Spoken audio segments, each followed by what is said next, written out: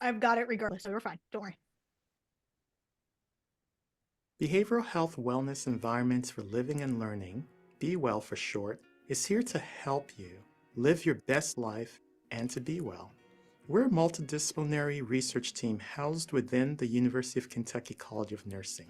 We are invested mental and behavioral health researchers, health providers, and health policy experts who bring unique perspectives on addressing internal and external influences on individual behaviors that may adversely promote or exacerbate mental health challenges and addictive behaviors. At the heart of our research and evidence-based practice is the question of how to promote wellness, not merely mitigating disorders.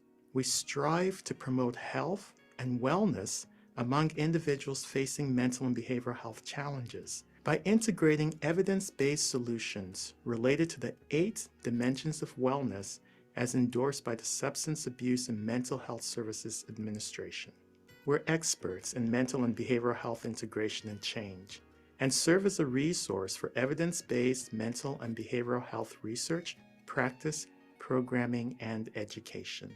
Be Well is grateful to be funded in part through partnerships with the Kentucky Cabinet for Health and Family Services. We've partnered with specific departments like the Kentucky Department of Public Health, Tobacco Prevention and Cessation Program, Department for Medicaid Services, and the Department for Behavioral Health, Developmental, and Intellectual Disabilities in our work. We also partner with psychiatric facilities, health departments, several community mental health centers, and other behavioral health organizations. It is such a pleasure to invite you to discover our work.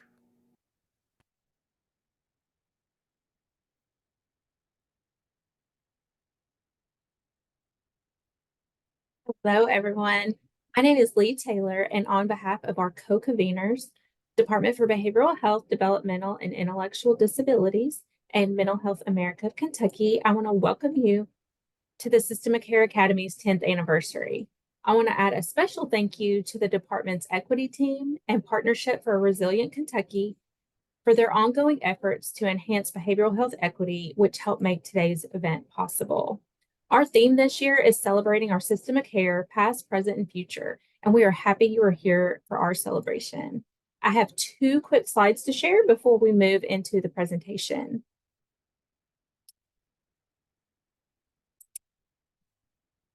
Our session today is in Zoom webinar. That means that all attendees are muted and your videos are off.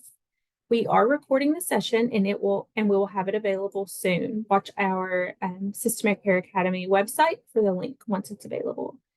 Please use the Q&A feature at the bottom of your screen for any questions for our presenter.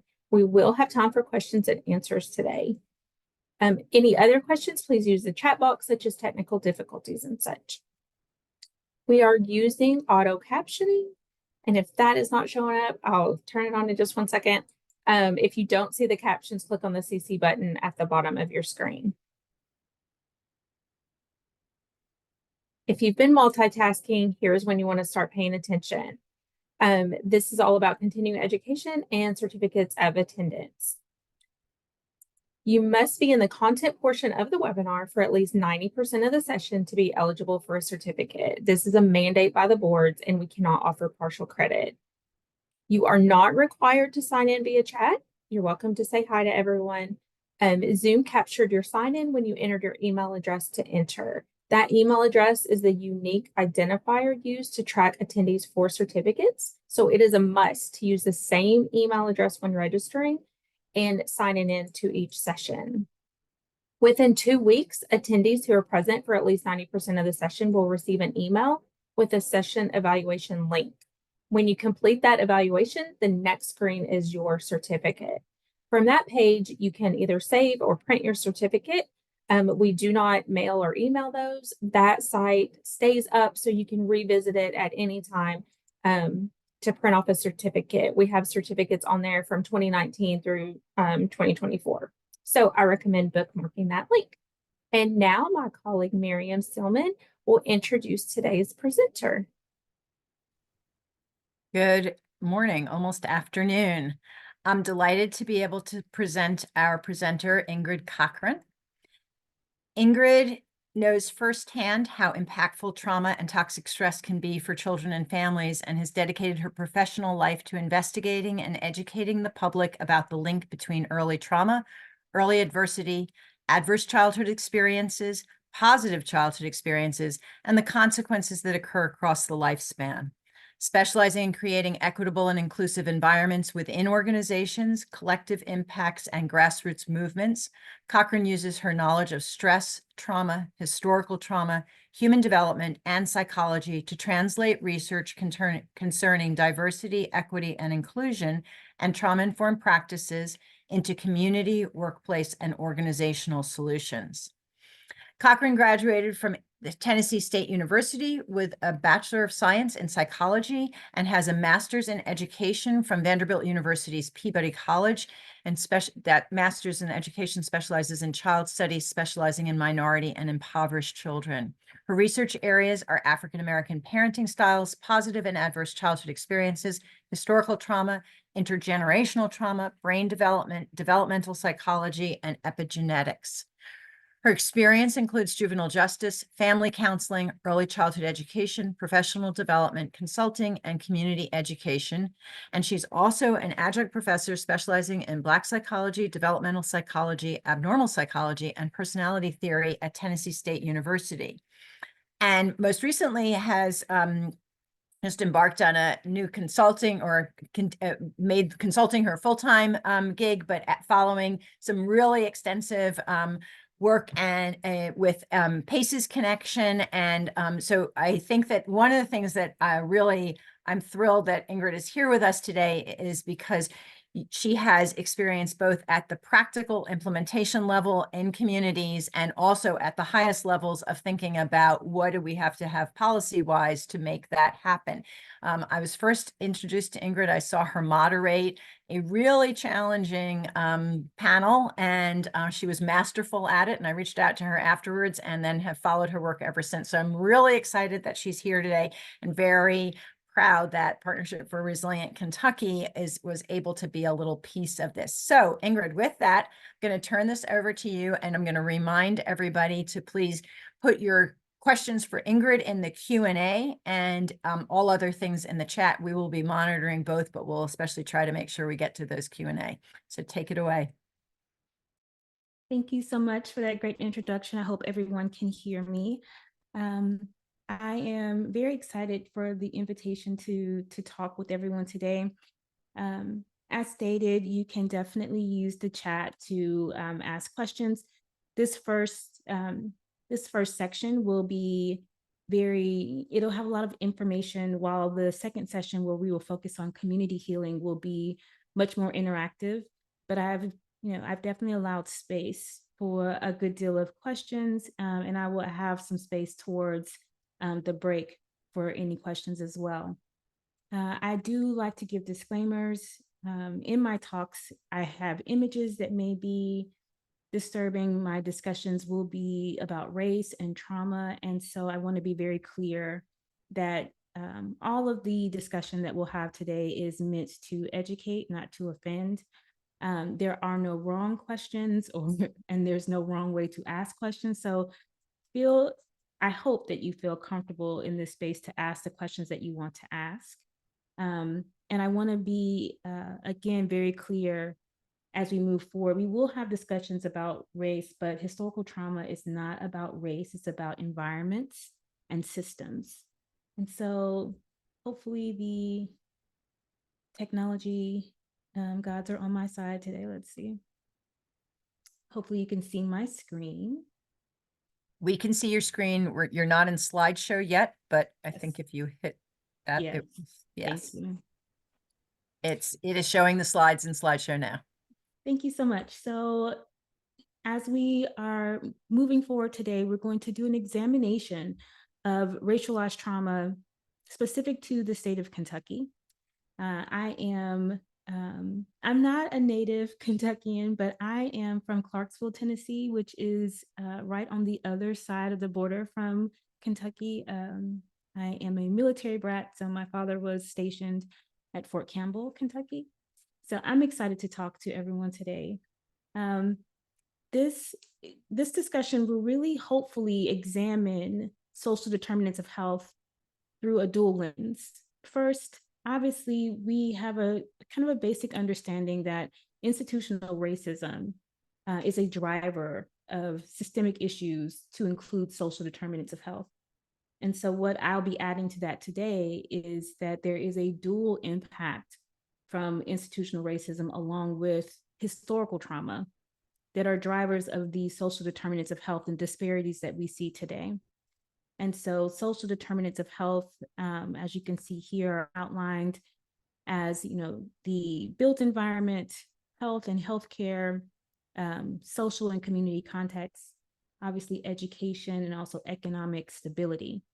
And so we will examine historical trauma and how it impacts these different social determinants of health, and what are the specific historical contexts that we need to look at when we look at the state of Kentucky. Obviously, kind of the foundation of my work is ACEs, the Adverse Childhood Experiences Study.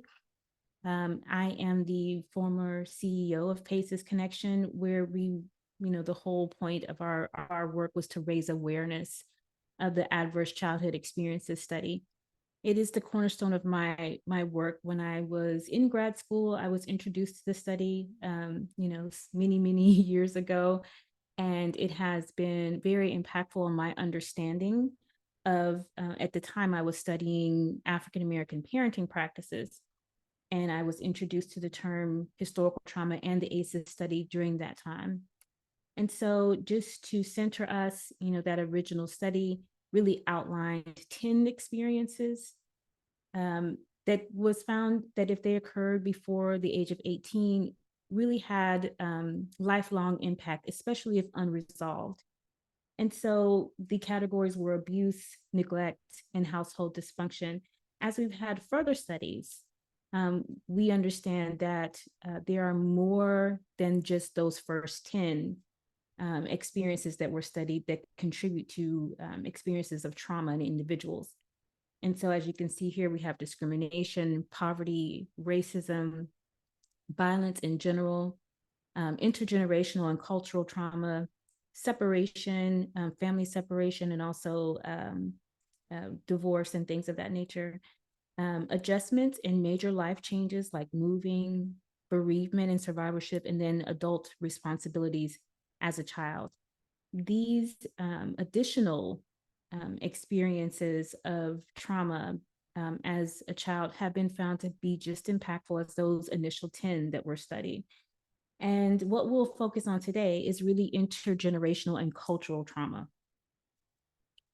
And so when we have the initial ACEs study, Doctors Anda and Fleety did a great job of outlining what the mechanisms at play were, with that base of adverse childhood experiences leading to disrupted neurodevelopment, social, emotional, and cognitive impairment, the adoption of health risk behaviors, and then disease, disability, and social problems. And if unresolved, or if there are, frequent traumatic experiences, ultimately leading to early death.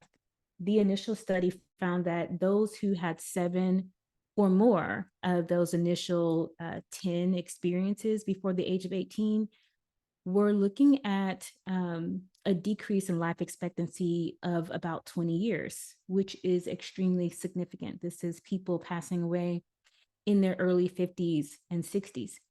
And so when we look at what mechanisms are at play in this visual, you can see the yellow and blue arrows, epigenetic mechanisms, and intergenerational transmission.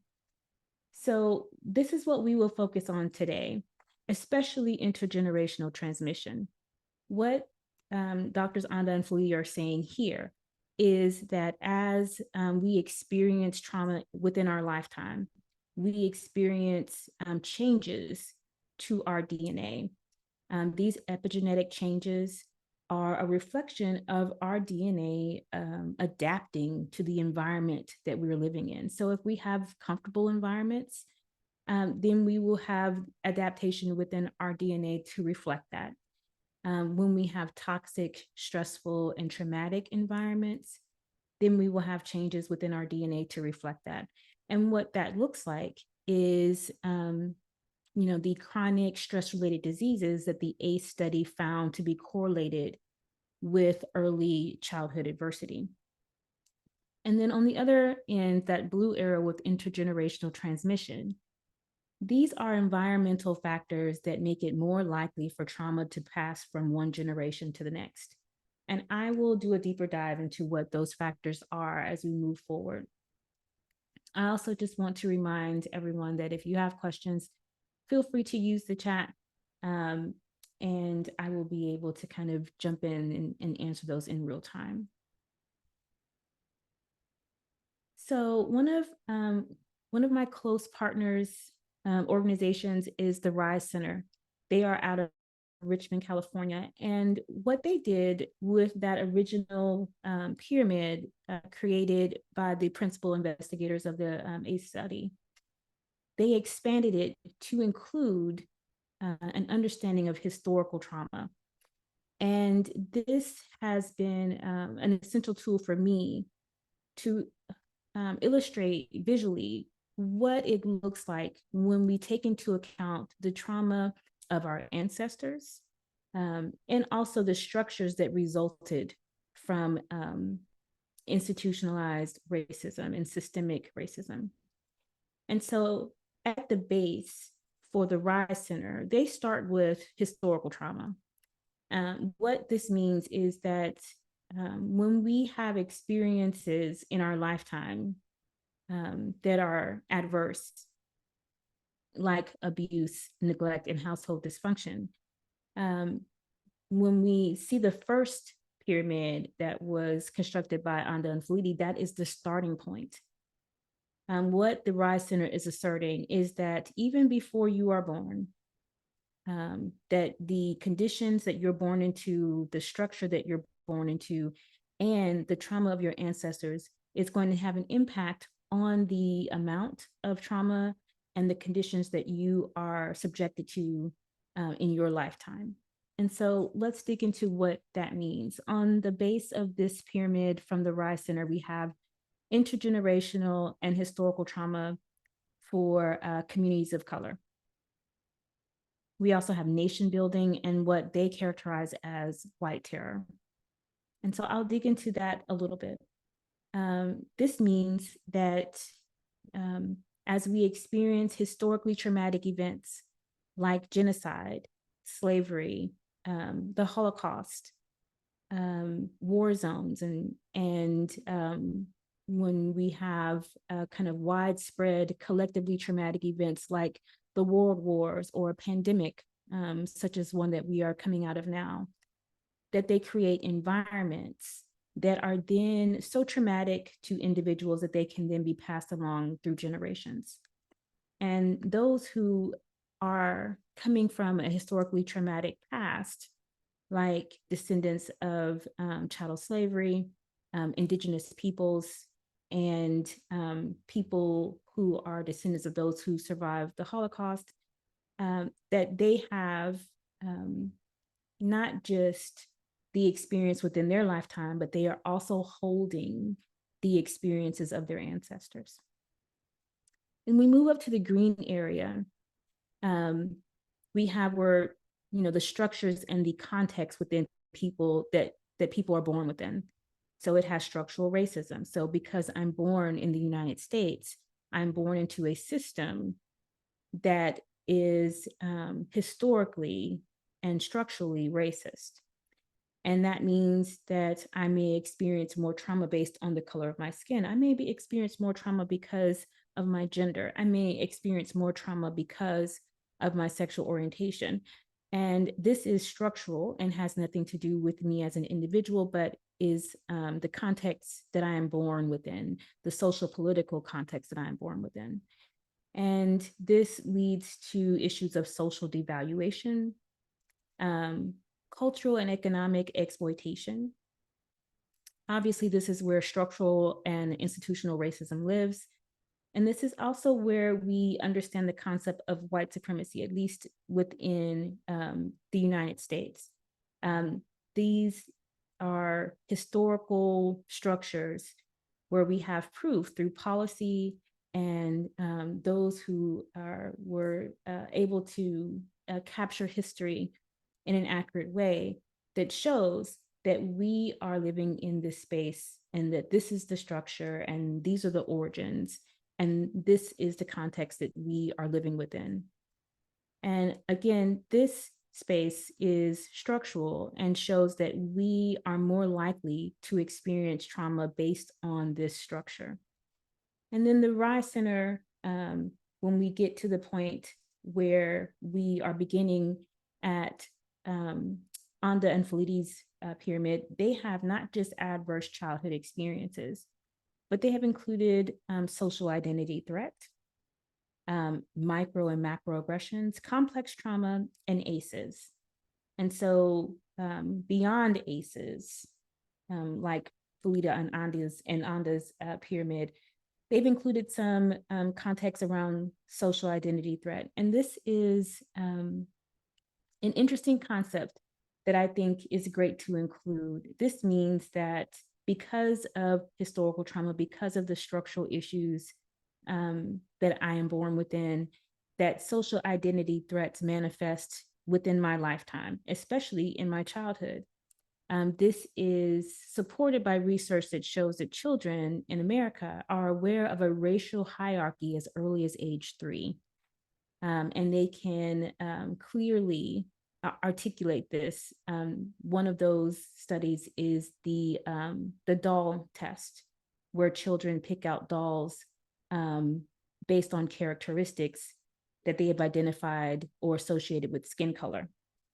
And so these social identity threats are messages that we receive from the larger society that says, you know, which identity is upheld and which identities are not upheld. These are internalized within childhood and again, lead to higher rates of adversity. Micro and macroaggressions. For those who are not familiar with microaggressions, this would be not minor, because microaggressions are pervasive and lead to poor health and poor relationships, but they are what we would call micro because of the interpersonal aspect of them, and they are typically non-violent.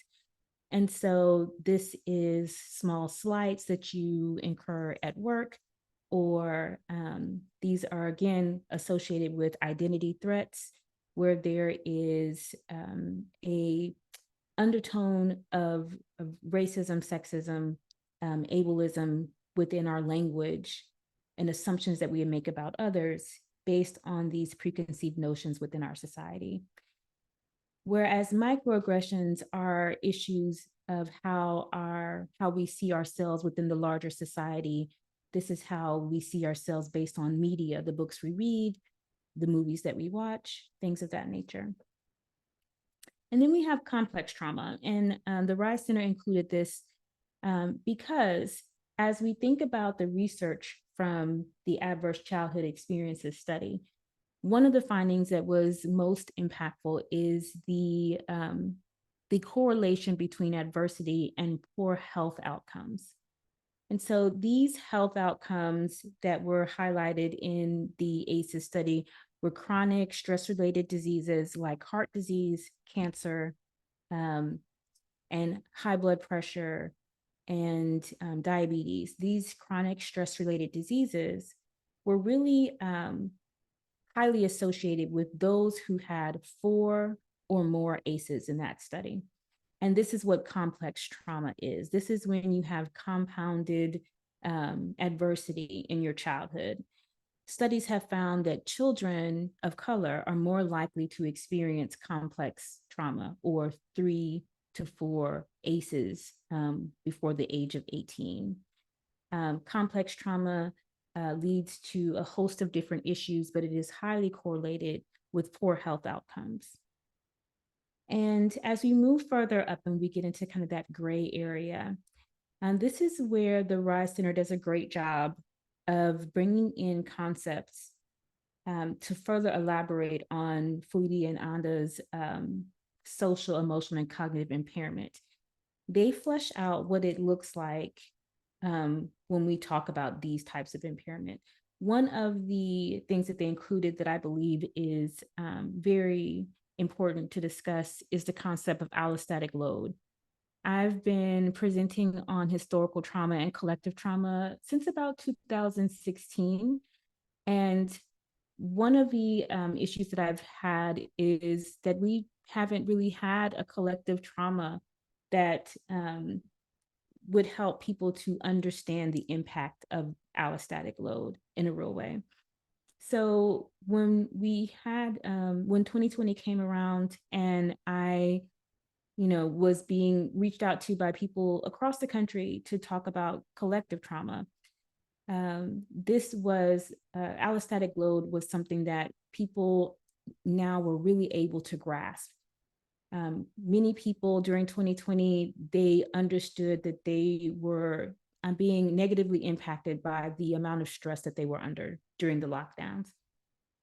They reported that they were having eating disruptions. So either they were eating more than normal or they didn't have an appetite. They would have disruptions to their sleeping cycles. They were sleeping too much or not sleeping enough. They were definitely aware that they were more irritable, more clumsy. These are all symptoms of allostatic load, also known as weathering. And so allostatic load is when you have low level stress that's just constant. It's kind of noise in the background. It is something that people living in poverty, especially intergenerational poverty, and people living with racism and sexism are always aware of. It's just the low level stress of being you in the world. And so many people were able to really grasp the concept of allostatic load after 2020, because that low level stress that's tied to kind of the ongoing stressors in life. This type of stress it's health damaging because it's constant. Even though it's low level, it is a constant stressor. So it has a great impact on our DNA. So again, it is going back to kind of that epigenetic changes when we're in toxic environments. It has a wear and tear type of impact on our DNA. And this is what leads to aging of our DNA and ultimately to those chronic and stress-related diseases that were outlined in the first ACEs study. This also leads to disrupted neurodevelopment, which Fleety and Anda were able to clearly articulate.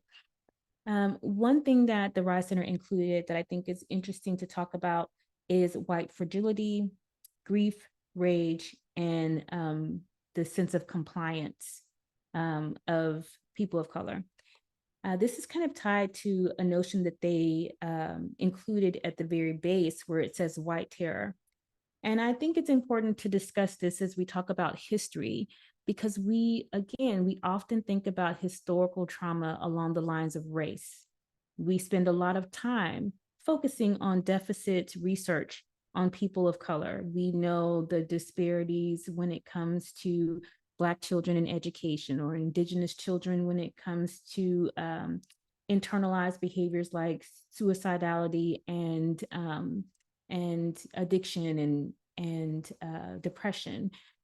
What we don't often do is examine the mechanisms of racism as a reflection of historical trauma.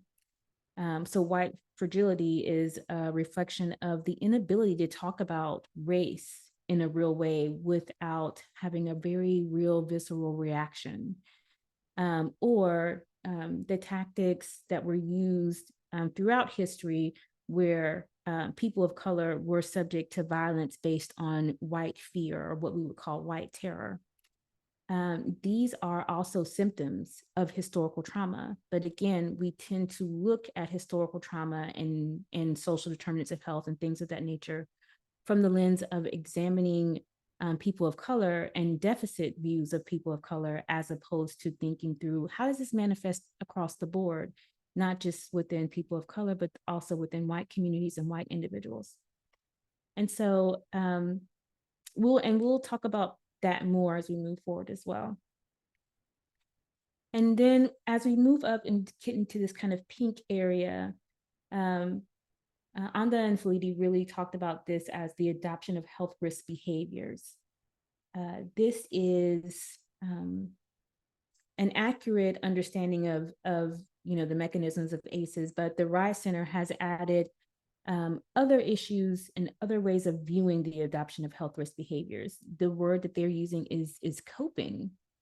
And I think it is important to make that distinction as we talk about those who are dealing with racism and intergenerational poverty and other intergenerational and historical traumatic events, is that they are simply attempting to cope with the stressors that they are interacting with on a day-to-day basis.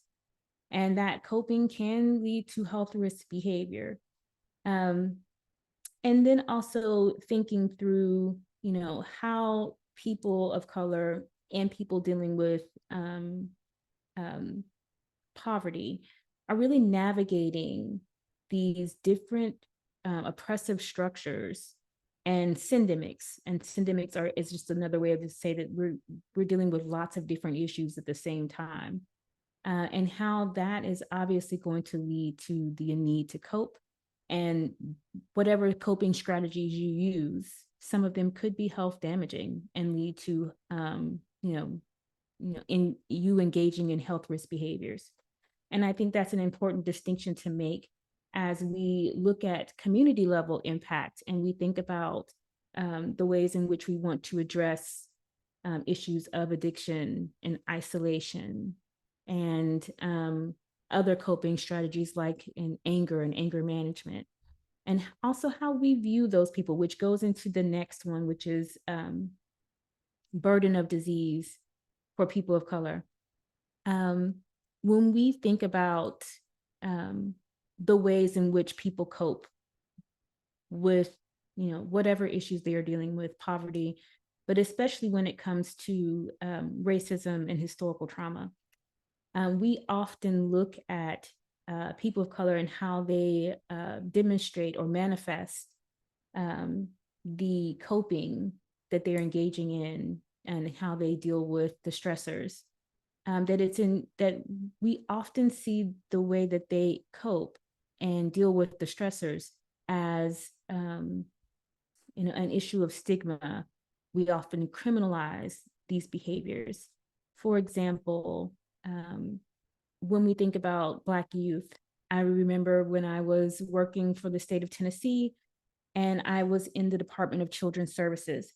And at that time, there was, it had to be about, 2017, 2016, there were some race riots that were going on in the country. And to be honest, there's so many, I don't remember what this one was about. But me and a colleague, a couple of colleagues, were watching it on television. And we work within the Department of Children's Services. And my colleague said, well, I just don't understand what they're so mad about. And I was very shocked at that statement. Because there were plenty of things for these youth to be upset about. In particular, there were Black youth engaging in kind of riot behavior. And so, and it was televised. And so this is an example of how people can be put into very toxic, stressful situations on an ongoing basis without being able to get the sympathy or empathy of others. Their behaviors are criminalized. And this often happens within our society. Another way that this manifests is Black youth mental health. I remember watching television and it was the news, and there was a guy who represented law enforcement. And he was talking about how Black youth had a culture of criminality. And I thought that was interesting for him to say that, especially as, the discussion was on gun violence. And I thought about how those youth growing up in dangerous neighborhoods were obviously dealing with PTSD. that they had experienced gun violence at a young juncture in their life, and that it had taken friends and family away from them, and that PTSD, what we would see if they were soldiers as something to be treated, had become so pervasive in those neighborhoods that it was seen as a cultural issue. And so this is an example of how the burden of mental health issues or physical health issues is then stigmatized and criminalized within communities of color. And then ultimately, the Rise Center adds, beyond early death, is poor quality of life. And I think this is very important to include because, yes, early death is especially at 20 years on average, is significant and very impactful to our society. But also quality of life while you're living is very important to discuss. The loss of potential, the loss of opportunities, feeling stifled, feeling burdened by just the structures that you're born into that look at skin color as having an impact on your abilities and on your potential through education, determining where you live, determining the quality of life that you have. And so I think that the Rise Center does a great job of expanding our understanding of ACEs to include historical trauma, and then also adding some context into the mechanisms that they've outlined.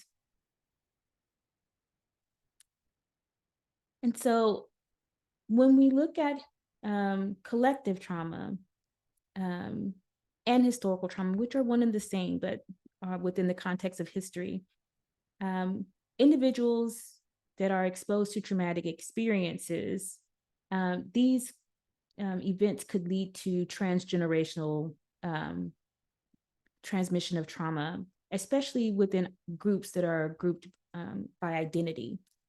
When you combine that with insufficient coping strategies, then it becomes a difficult psychological legacy. And so this is what historical trauma is. We cannot think about this as an individual because we're talking about group trauma. And then when we talk about group trauma that is based on culture, based on identity, then it is then passed along through generations. And that's when we're looking at historical trauma. It starts with the seed of a collective trauma, like slavery or COVID, but it essentially shatters our sense of safety. And it also transforms our collective memory. And these might seem like very abstract terms, but when we think about, COVID, for example, what is our collective memory of COVID? How do we talk to our children about COVID and, the fact that, we had a mass pandemic that took so many lives and changed the way that we live our lives, the way that we talk to our children about it, the way that we internalize it for ourselves, the way that we see ourselves after we experience mass, widespread traumatic, experiences. This changes us as a collective, and then it also changes our transgenerational self. First, the research on historical trauma started with the intergenerational transmission of trauma of Holocaust survivors. Research in 1966 done on children of Holocaust survivors found that they displayed PTSD-like symptoms despite not having endured the Holocaust themselves. Those children also reported that their parents were damaged and preoccupied. And so our earliest academic understanding of this came in 1966 when we studied Holocaust survivors. In my research over time, I found that there are really 4 main mechanisms to intergenerational transmission. I talked a little bit before about coping strategies already. So maladaptive coping strategies are a pillar of these mechanisms because for several reasons. Obviously, there's negative impact to our health when we are engaging in maladaptive coping strategies. Maladaptive coping strategies are strategies that are health damaging. And it is not just, drug use or addiction or alcoholism. It is also emotional numbing. It's also self-harm. It is also isolation, anger. So as we engage in maladaptive coping strategies, obviously we negatively impact our own individual health. But because of social learning theory, we are also modeling behaviors for the children around us. So as we have adults engaging in maladaptive coping strategies, the children in their space are modeling their behavior after them. And this is very common and pervasive. Anyone who has small children around understands that children will model your behavior to the T. Even your slightest mannerisms, children will model them. And so as children model maladaptive behaviors around them, especially for families that are dealing with mental illness, those children will display the behaviors of the adults in their space. They will normalize those behaviors. They will also understand that that's the way that they should cope with different issues as well. And so this is one way that we have intergenerational transmission. Probably the most impactful is survival-based parenting practices. This is probably the most insidious way that trauma is transformed through generations. Survival-based parenting practices are adaptive. I'm not going to say that it is good or bad. They just exist because we're human beings. It's part of being a human animal. Parents engage in practices that ensure their children's survival based on the environment that they're living in. So if we are living in a dangerous neighborhood, then I'm going to engage in parenting practices to ensure my child's survival in that dangerous neighborhood. And it's the same with being within a system of racism. I'm going to raise my child in a way to survive based on a racist society. And this manifests in many ways, but it also begins to create kind of a bad rap for parents of color, especially as we see that they're more likely to use spanking, that they're more likely to be physical in their interactions with their children. They have higher stress levels, so they're more likely to have lower patience, things of that nature. Survival-based parenting practices are deeply rooted, especially if we think about African-American parents. They're deeply rooted in slavery, the Reconstruction era, and the Jim Crow era, where there was extreme violence towards Black people in many different ways that was race-based. And so if you think about a parent during slavery, they would have to parent in a way to ensure that their child would not do typical normal childlike things like look at the wrong person in the eye or be too playful.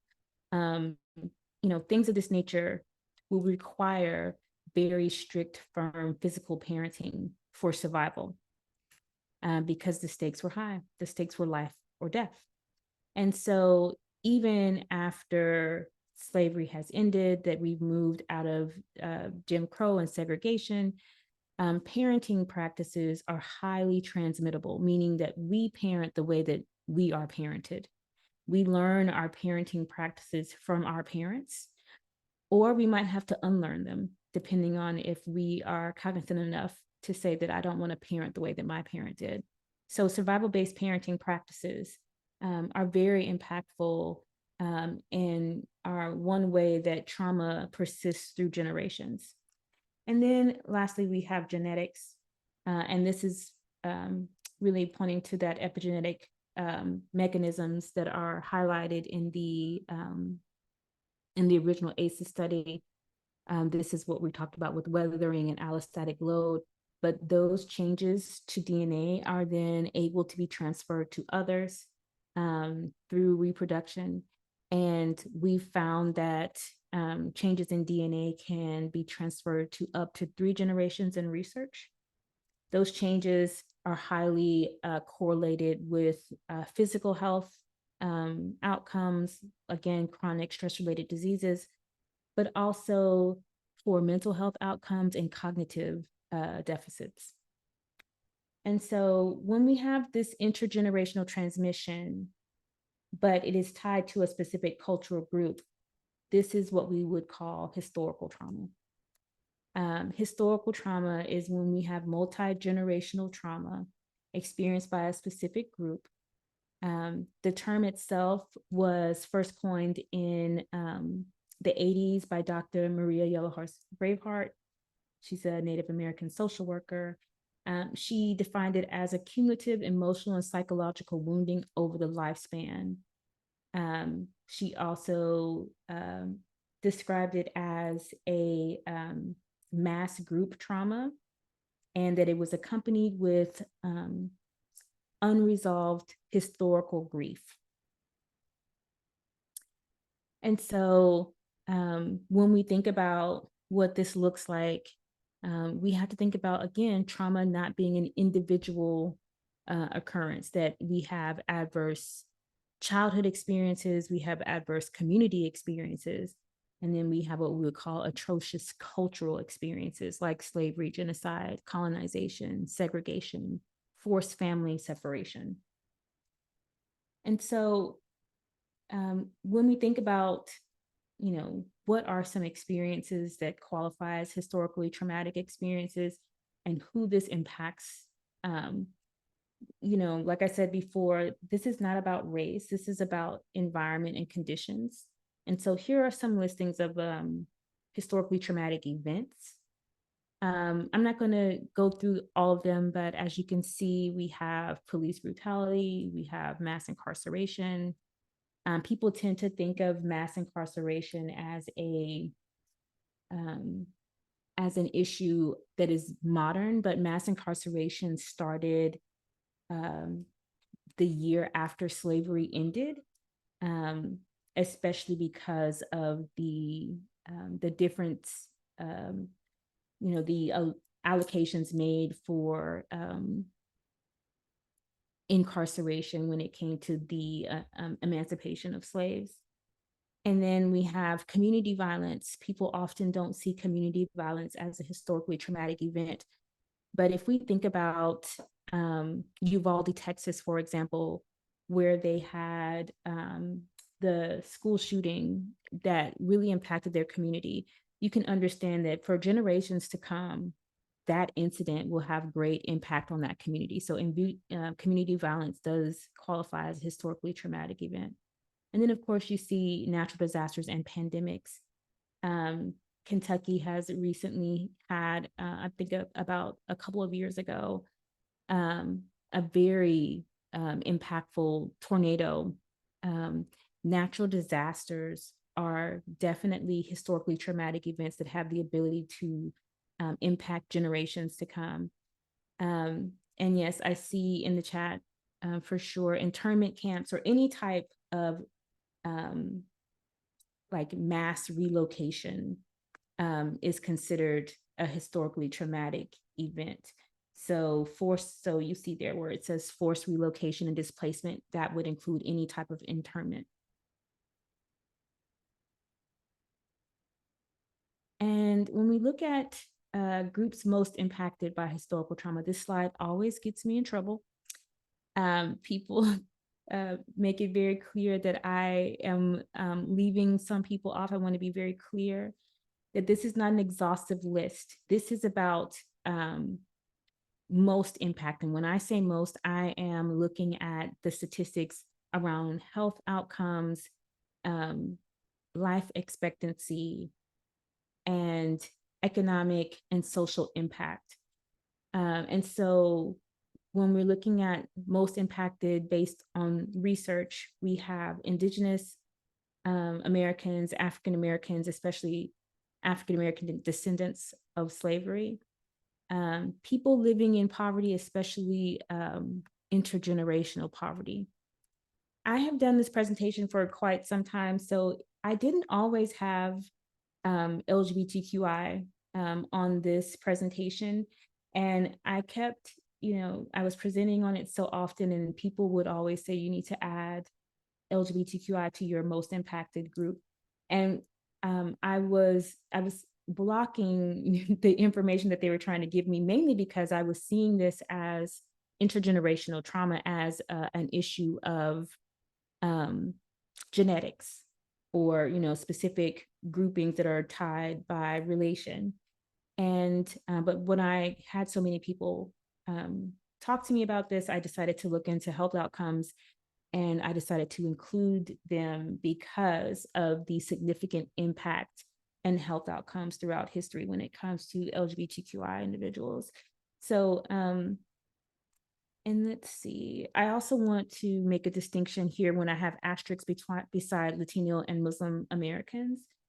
The reason why those asterisks are there are because Latino and Muslim Americans have, they do have impact from historical trauma for sure, but they also have such strong family units and have the ties to their traditional practices that act as a buffer. And so those what those asterisks are for.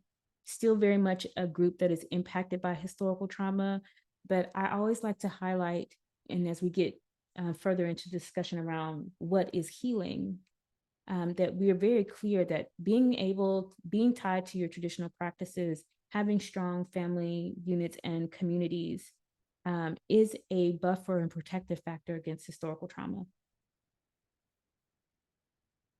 And then when we look at the symptoms, we are very familiar with the symptoms.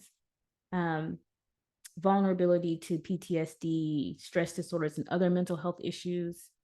As you can see here, it makes it a higher likelihood to be in poverty, lack of educational attainment, incarceration, vulnerability to depression and suicide. As you can see here, higher risk of developmental delays, child abuse and neglect, early death. And then I want to point out I want to be very intentional about a couple of these. First, lower IQ. This is a controversial indicator because, again, we often have micro and macro aggressions with people of color and intelligence. And so I want to be very clear that those who have experienced historical trauma tend to have lower IQ on standardized testing. And there are many reasons. First, standardized testing can be biased within our system, but also IQ is largely dependent on environment. It is not static. It does not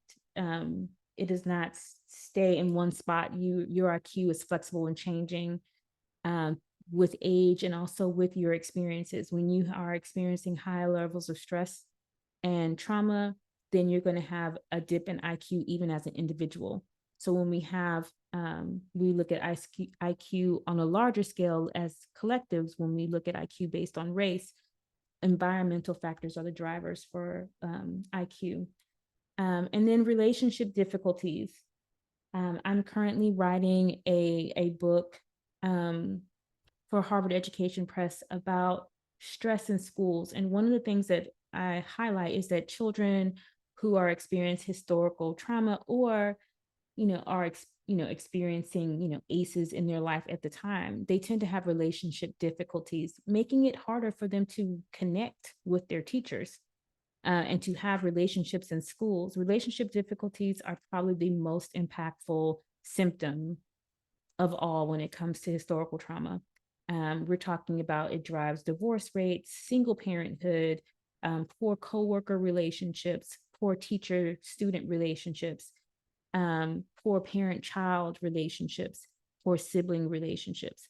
Relationship difficulties are so impactful, mainly because they, your relationships are kind of medicine against trauma, meaning healing and resilience happen through relationship, and historical trauma has a negative impact on relationships and the ability to form and maintain them, thus making it harder for people to find healing, and making it harder for people to display resilience because of the lack of those relationships in their lives. And so one of the theories, models that I was most able to relate to when I was in grad school when it came to this issue was Bronfenbrenner's social ecological model of development. Again, getting us out of this individual space and thinking through how systems impact us.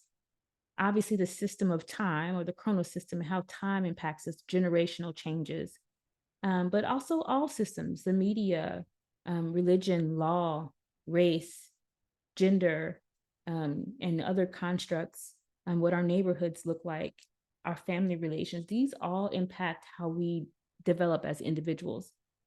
And this is a great model to examine the impact of trauma, but also how we can heal. And so when we look at Bronfenbrenner's model, Bronfenbrenner, child psychologist, who was Russian, I believe, he does a great job of outlining what these systems look like, these spheres of influence. And the Rye Center also adapted his model to look at what it looks like when we experience distress and trauma, and then what healing is possible based on this model as well. And I won't get into this because we're going to spend more time on this when we get to the community healing aspect of this presentation. But I want to be clear that when we are looking at the individual space around trauma and distress and dehumanization, at the individual space, we see ACEs, generational transmission. But as we move out into the community, this is when we get into atmospheric distress. This is when we get into family violence, community violence, lack of safe passage, underinvestment in the communities, over surveillance of communities, lack of green spaces, displacement and gentrification. Things of these issues at that level lead to atmospheric distress. That also, again, tied to allostatic load, having a negative impact on individuals, that it's largely driven by those interpersonal relationships in the community. And then we get to the policy and system level. And this is where we see issues of broken treaties, we see segregation, we see all of the issues that are driven by policies. The war on drugs, mass incarceration, the criminalization of poverty, anti-immigrant policies, redlining, gentrification, climate violence, and harmful media narratives. These issues that are driven by policy that are in this space, again, having an impact on our development, being very impactful to our sense of distress, being very impactful to our sense of selves. And then at the highest level, we have history, legacy, and structure. And this is where we have, again, these large scale, negatively impacting, most of them tied to historically traumatic events that are still impacting us today, even though they have happened, over centuries or centuries ago. So that includes enslavement, genocide, colonization, economic exploitation, resource extraction, white supremacy, and patriarchy. These are very impactful historical and structural issues that, even though may have happened hundreds of years ago, still impact me today in my everyday life. And so I want to take this as a space to reflect. I want you to think about yourself and your family, and maybe even your community, and think about an historically traumatic event that is still impacting you. And if you feel comfortable, share it in the chat.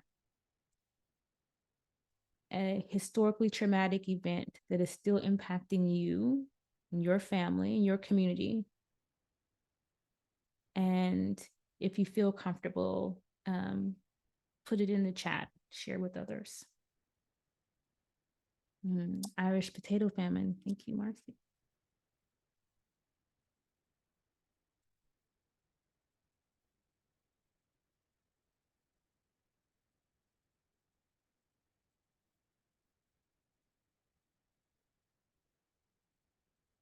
Thank you, Francis.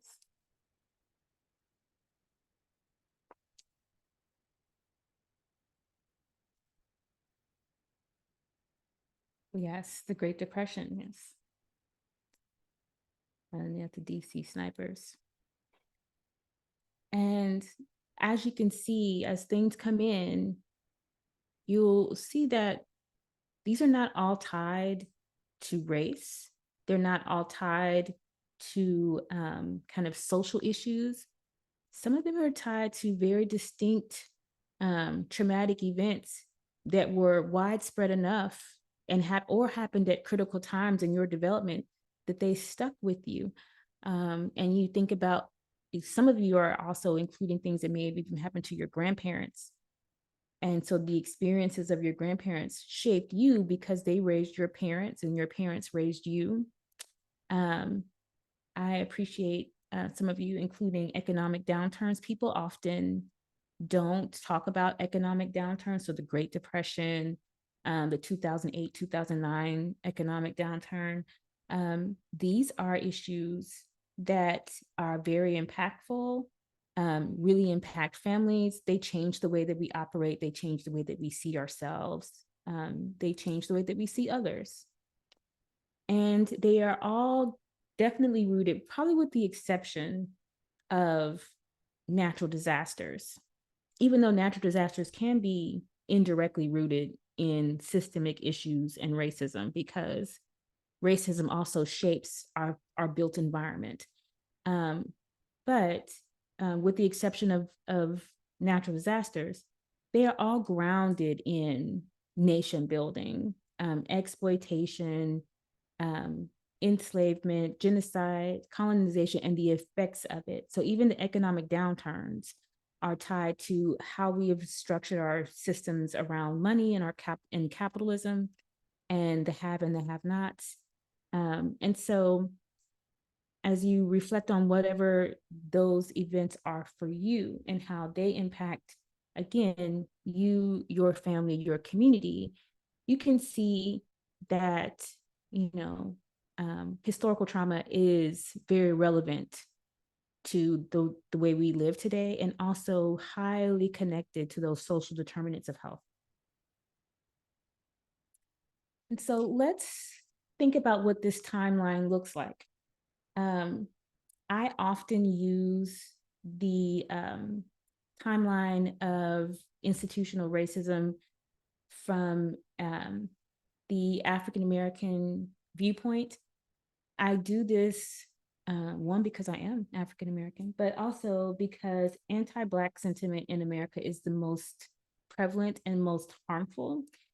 We know this because of the outcome. So it's not just my own bias as a Black person, but also there's so much research to support this. And also this research, the historical impact is highly documented. So I can easily find information about this. And so when we look at kind of the timeline of institutional racism for our country, and especially within its formation, it essentially starts with slavery. Prior to slavery, we definitely had settlers and negative interactions between those settlers and indigenous peoples here. So I'm not discounting that. But when it looks at the very clear policy related ties, it really starts with slavery and all the different laws that were created around slavery, as kind of this timeline of institutional racism. And so if we look at health outcomes, if we examine Black people within the context of this racist system, it tells, history tells us a lot. First, when we think about slavery, 1619 to 1865, we have very clear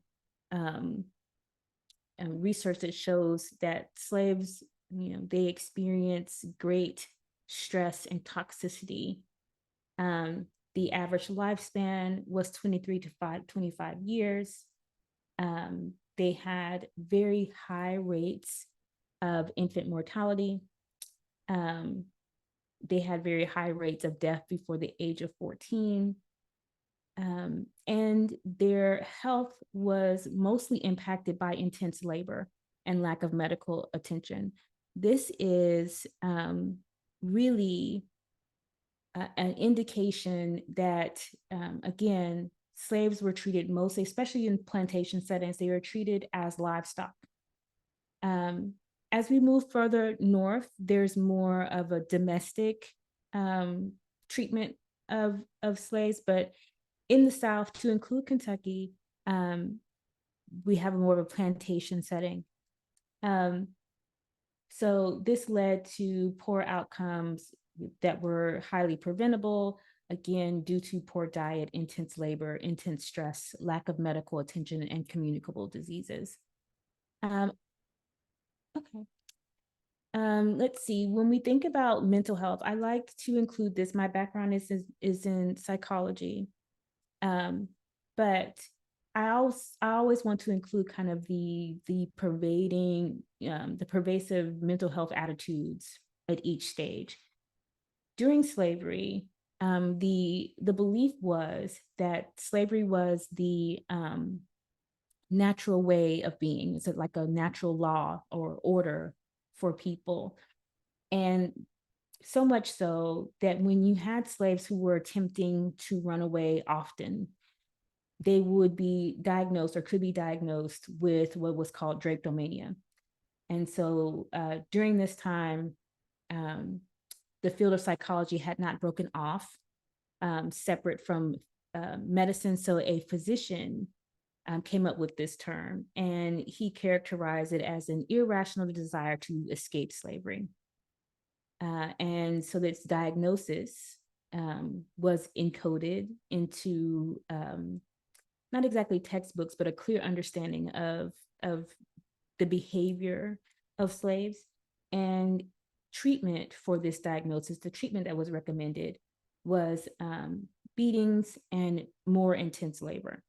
And I included this just to have a very clear understanding of what the viewpoint of people of color was during this time. Also during this time, we have to take into account that Indigenous people were already on this land. In Kentucky specifically, we have the Iroquois, Cherokee, Shawnee, Mingo, and Tutelo, but that's not all, there were others. This visual is of a Shawnee village. Early settlers came in through the Ohio River and negotiated peace amongst the tribes near the Ohio River, really especially around trade, which at the time was fur and hunting. There were several treaties, and also there were claims to land were given up. And so you have this influx of people coming in between 1750 to 1775. This led to a great deal of conflict. So there was a great deal of conflict between the Indigenous people, and at this time, the settlers were British. Most of the early settlers, when I was doing research, I thought this was interesting. I have a morbid sense of humor, so don't be offended when I laugh at things. But the early cities and settlements were all forts because they were basically built as protection against, and I have it in quote, hostile natives. So as the British were encroaching upon the land, they would fortify themselves. And so the early settlements were all forts. However, during the American Revolution, the indigenous really sided with the British against the American colonists. But by the time we get to the end of the American Revolutionary War, we have about 12,000 settlers in Kentucky.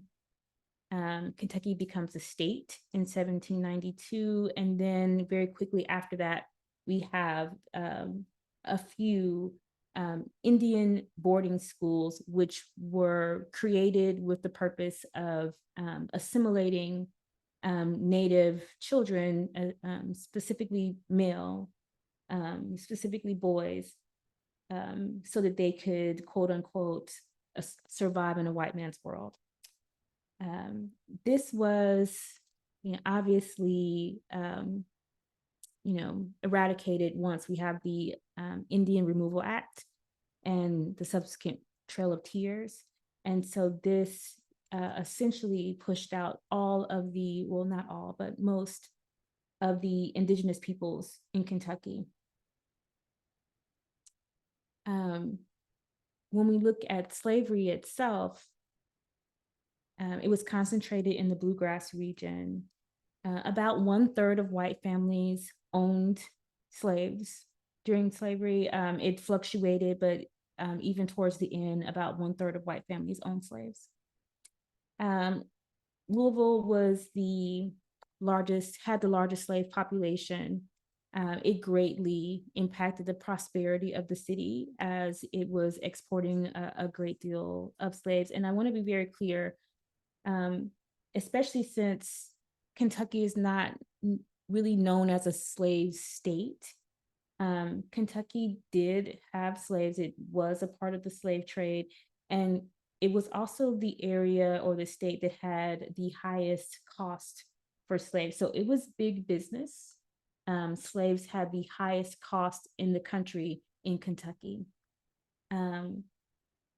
Obviously, slavery ended in 1865, and there's also a wealth of information about slavery in Kentucky, mainly because of Francis Frederick, who had one of the most well-known slave narratives about his time as a slave in Virginia and Kentucky.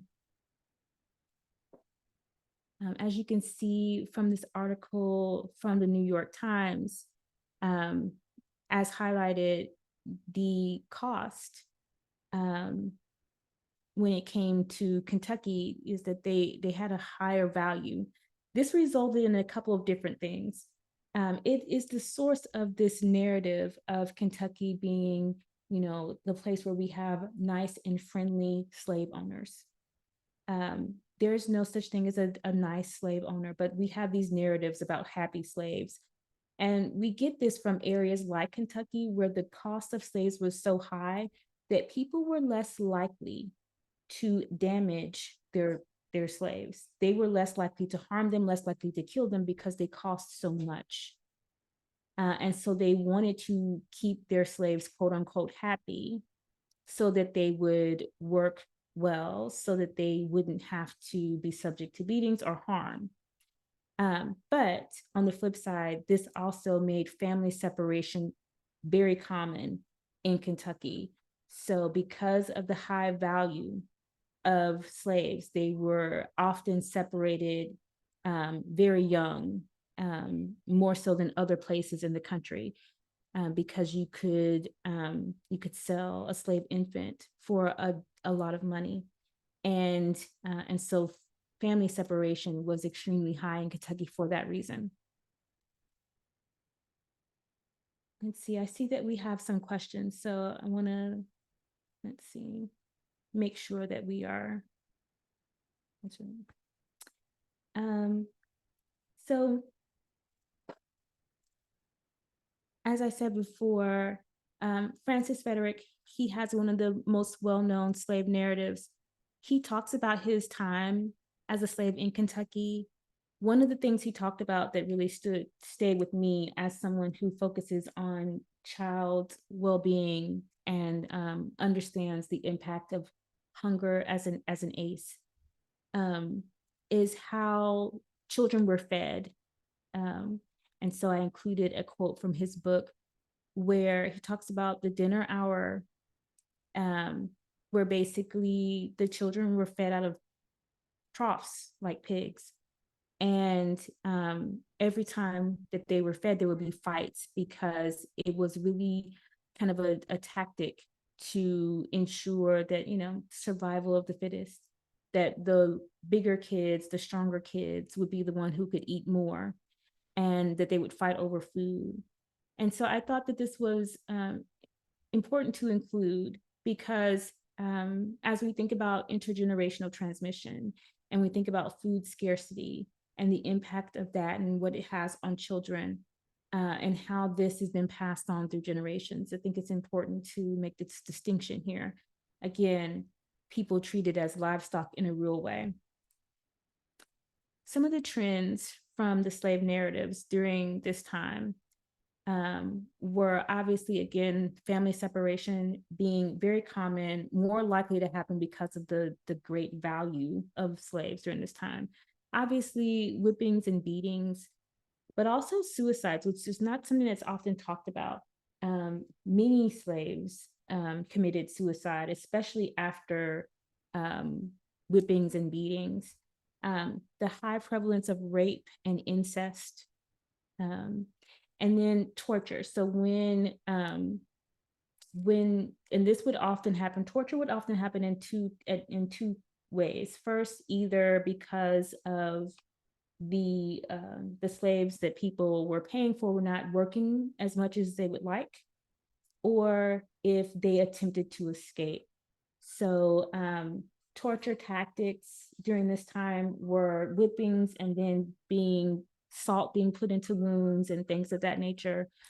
And just, again, other ways that this would manifest is usually because, let's say a slave was sick and couldn't work as much as they would normally would, then they would be tortured because, again, slave owners were spending a lot of money, and so they would engage in harsh punishment if slaves were not producing as much when it came to the work that they expected them to do.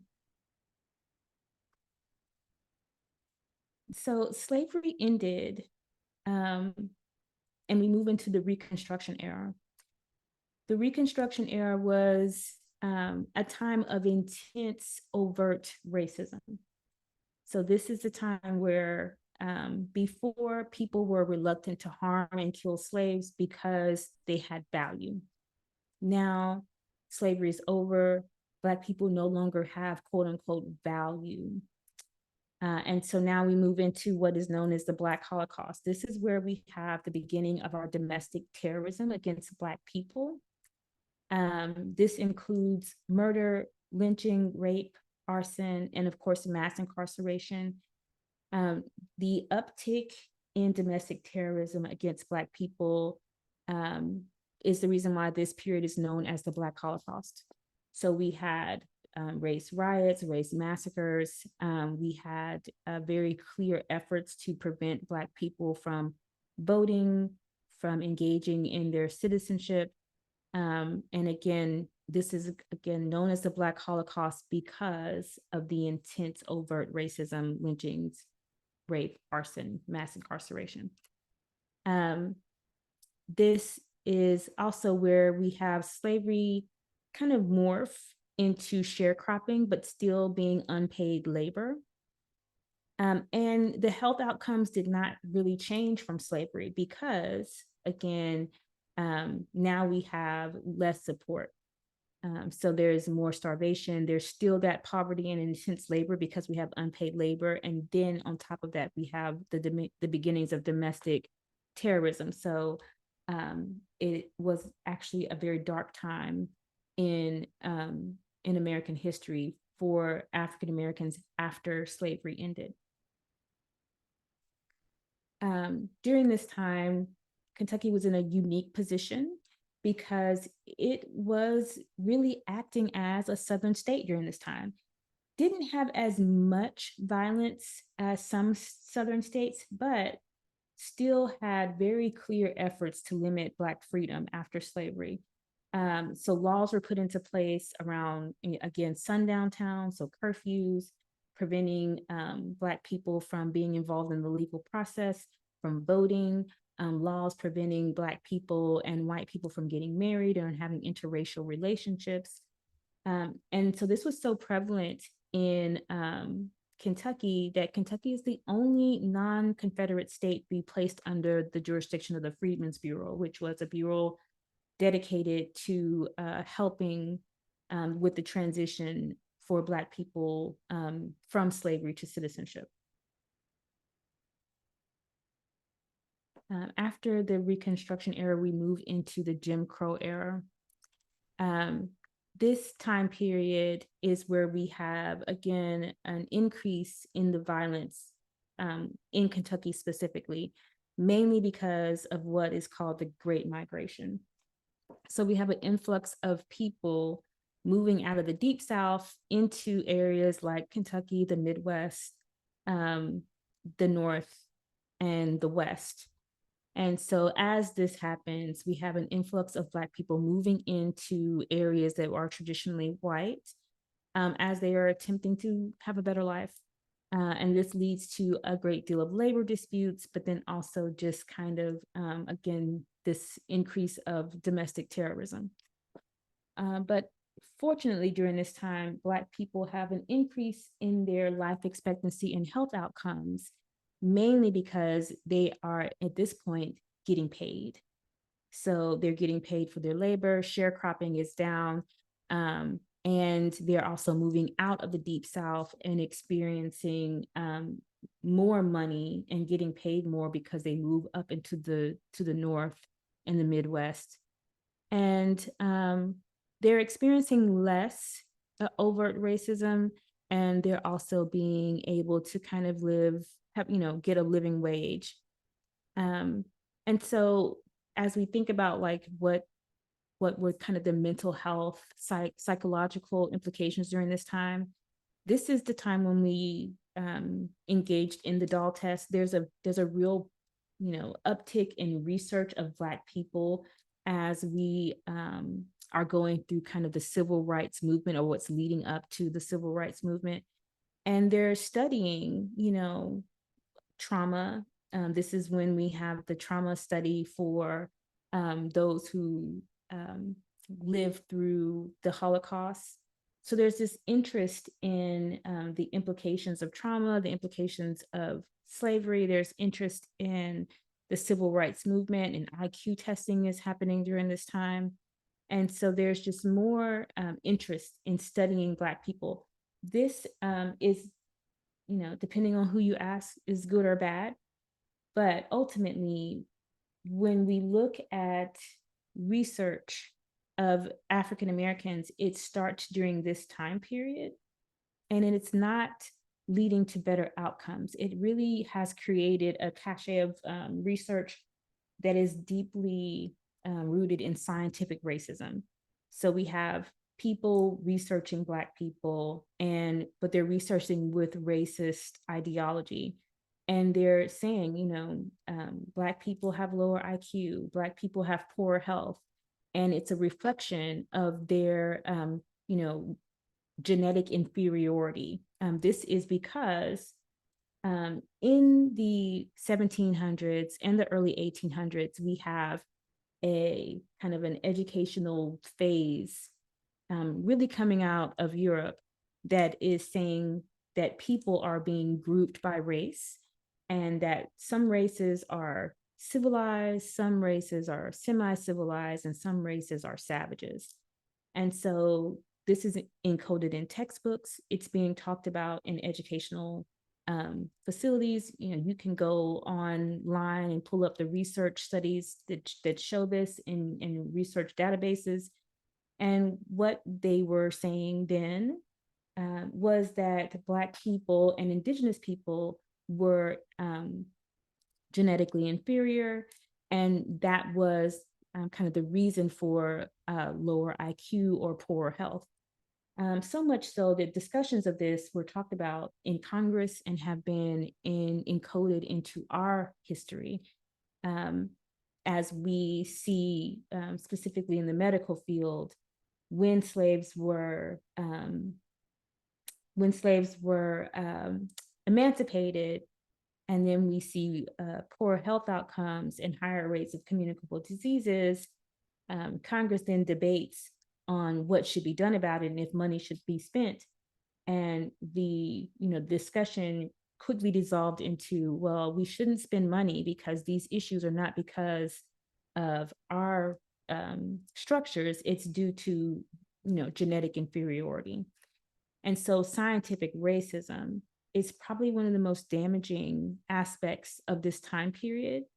Research done by racist scientists that then leads to skewed research that doesn't allow us to accurately address our issues.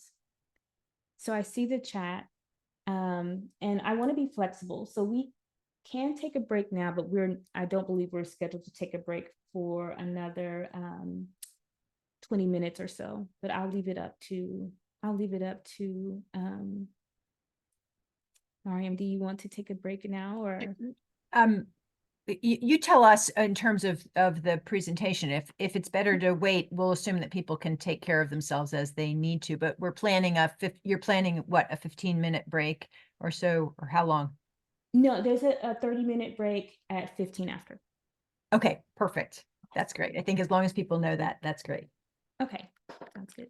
So, this is just like I said, an indication of what is the psychological implications of this time. And so this is also where we have the famous doll test. This is where we get the beginnings of our information of how children internalize a racial hierarchy in America. And what that research found is, again, between the age of 3 to 5, children are aware of racial hierarchy and then attribute either negative or positive characteristics to skin color.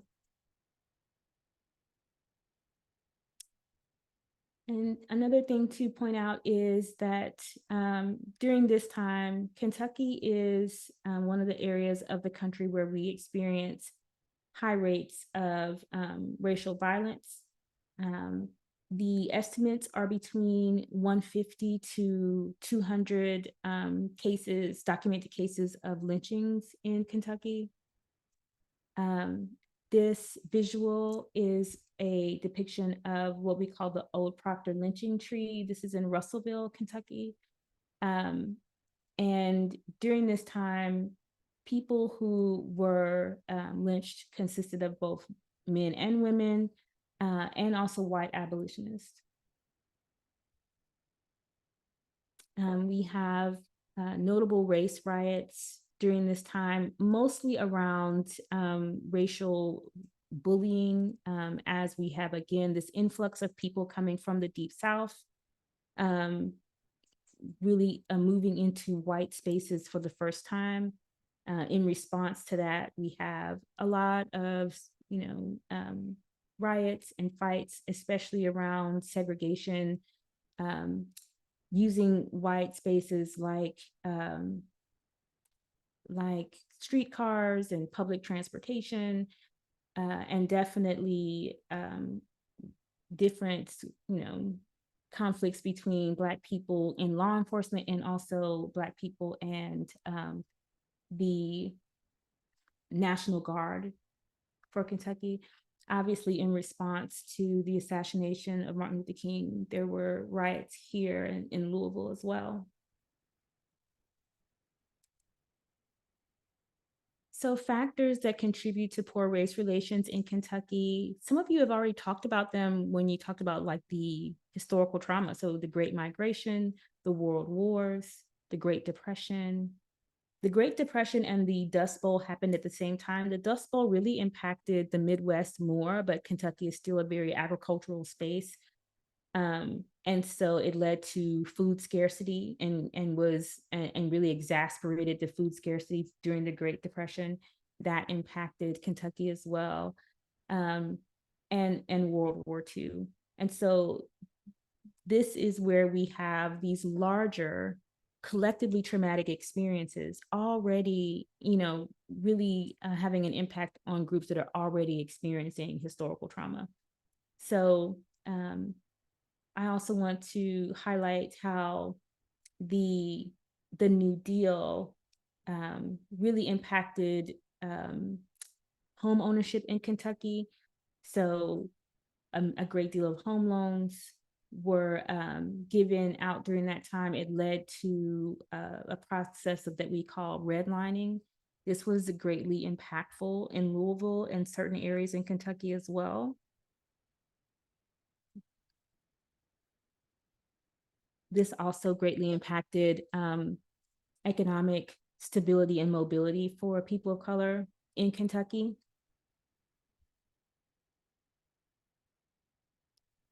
And so as we move out of the Jim Crow era, it is all due to policy, the push to end segregation, and definitely the understanding that the second wave of civil rights that was first done after slavery ended, we have a second wave of civil rights legislation that ensures Black citizenship, prevents people from being stopped from voting and things of that nature.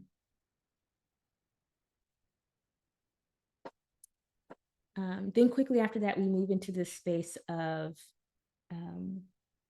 when you have so many people coming back from war, and we have kind of the emergence of drug culture, and we have an uptick again in mass incarceration now that segregation has ended. And so we have communities that are being over policed because the end of segregation, and we have underinvestment in communities, and this leads to obvious economic disadvantage for communities of color. The emergence of drugs has a great impact. And so what we have during this time is the first time that we have a dip in life expectancy since slavery ended.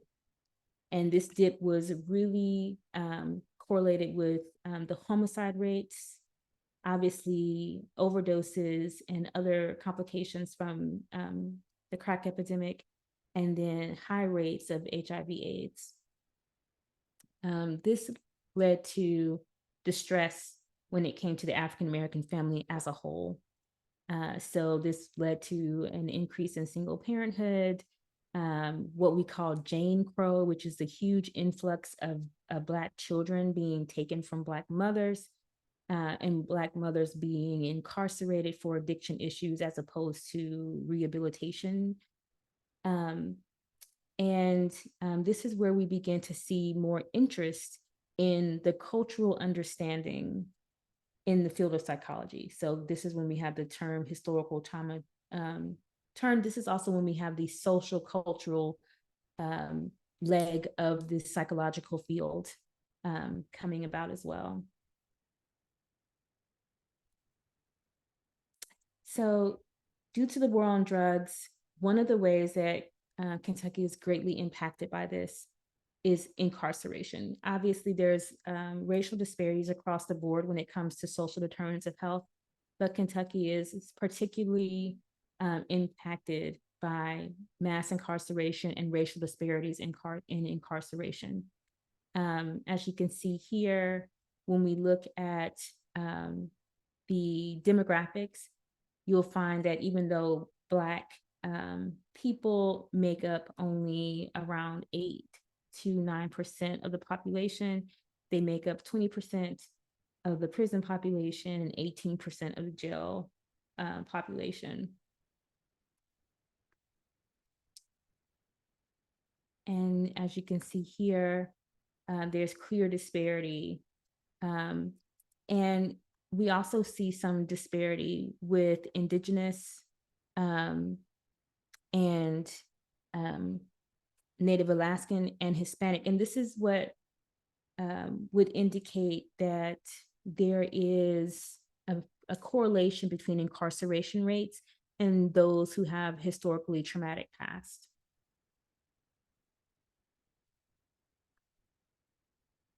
And so this brings us to present day. So present day, we are really dealing with a continuation of these poor outcomes, even as we are beginning to put things in place within the state.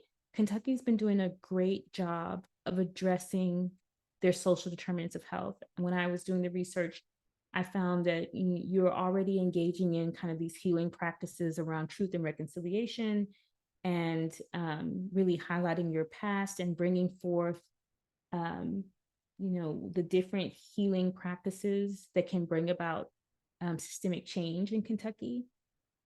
However, those disparities still exist, especially when we look at health disparities.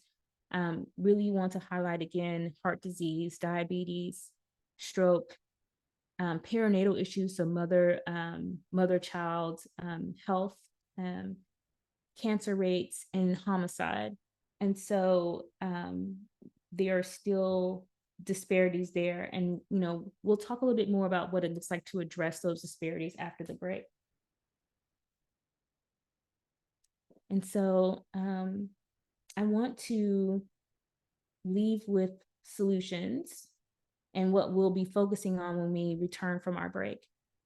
When we look at the Rise Center visual and we look at the opposite side and we examine what healing and liberation looks like, obviously at the individual level, we want to honor the resilience and fortitude of those with historically traumatic background. We want to create loving connections. We want to be very intentional about listening and validating their experiences. We want to incorporate family healing, not just individual healing. And we want to be very intentional about tailored supports and solutions. Again, when I say tailored, I mean tailored to cultural experiences, tailored to historical trauma. And then as you move up to the community level, it's build beloved community. And we'll do a deeper dive into this when we return. But build beloved community means that we engage in radical inquiry. We make sure that everybody understands how the system is impacting them. We engage in popular education and culture building. We celebrate and affirm communities, and especially communities of color. We create healing spaces. We engage in land acknowledgement and ensure that we engage in arts and expression. And then probably the most important, because of political and economic and power differences, that we engage in base and power building, that we find ways to support communities in having their voices heard and having a seat at the table. At the systemic and policy level, we have, and institutional level, we have lead with love and justice. Often Southerners, we like to lead with love. Sometimes we leave off the justice part. And so this means that we have healing-centered and restorative practices kind of embedded into our policies. We engage in listening campaigns. We understand collective care, that as we let certain groups fall through the cracks, that it has an impact on all of us. This is a space where we need to be identity affirming. We need to be adaptive and responsive. So when we have bad policies that aren't working, we jump in and we change those bad policies. We just don't let it go because we put so much money and effort into it. We are adaptive. We engage in land and power sharing. We do not, have initiatives that are directed towards a certain group without that group being present and involved in the process. And then at the highest level, we have, at the history, legacy, and structure level, we have collective liberation. This is engaging in truth and reconciliation, which is what I'm attempting to do today. This is also reparations and land back and redistribution. And this is where it gets hard because, every time we talk about reparations and land back and redistribution of resources, there's pushback. But those are the issues that got us here: economic exploitation, land theft, and hoarding of resources got us here. So that means that reparations, giving land back, and redistribution will get us out. This also includes gender justice. This includes multiracial solidarity. And so I want to stop here and make sure that we have some space for any questions before we move into kind of the second half and have a focus on the community building aspect of this workshop. While we give people an opportunity to ask a question, we are getting questions about whether or not you'd be willing to share your PowerPoint. Yeah, I can give. Not right now, Oh, during, okay. later. I just meant in general. Are you okay with sharing it like Yes, as a I PDF? can, yes. I Okay, can awesome. share. So everyone, we will be able to share it.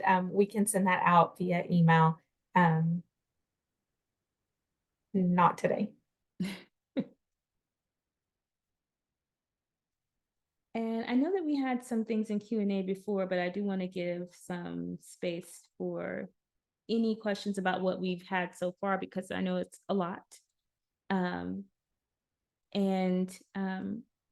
Looking at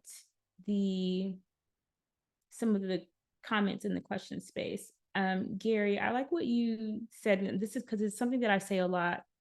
You know, what we decide to call Black history versus white history, and that is something that I talk about a lot, because it really ties to what I said before about how scientific racism has hijacked our understanding of race and things of this nature, and that we have a skewed view and understanding of our history.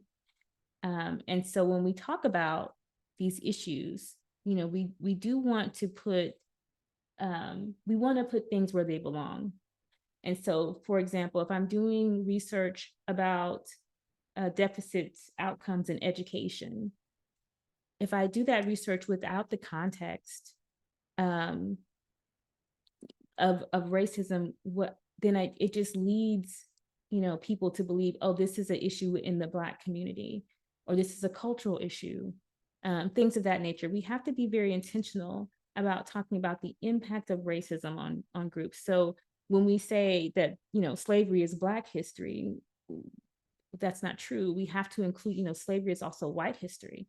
We have to include, you know, we have to be intentional about the wording of it, because we've had such good PR for racist practices throughout our history that now we need to go back and kind of reword and be very intentional about the language we use.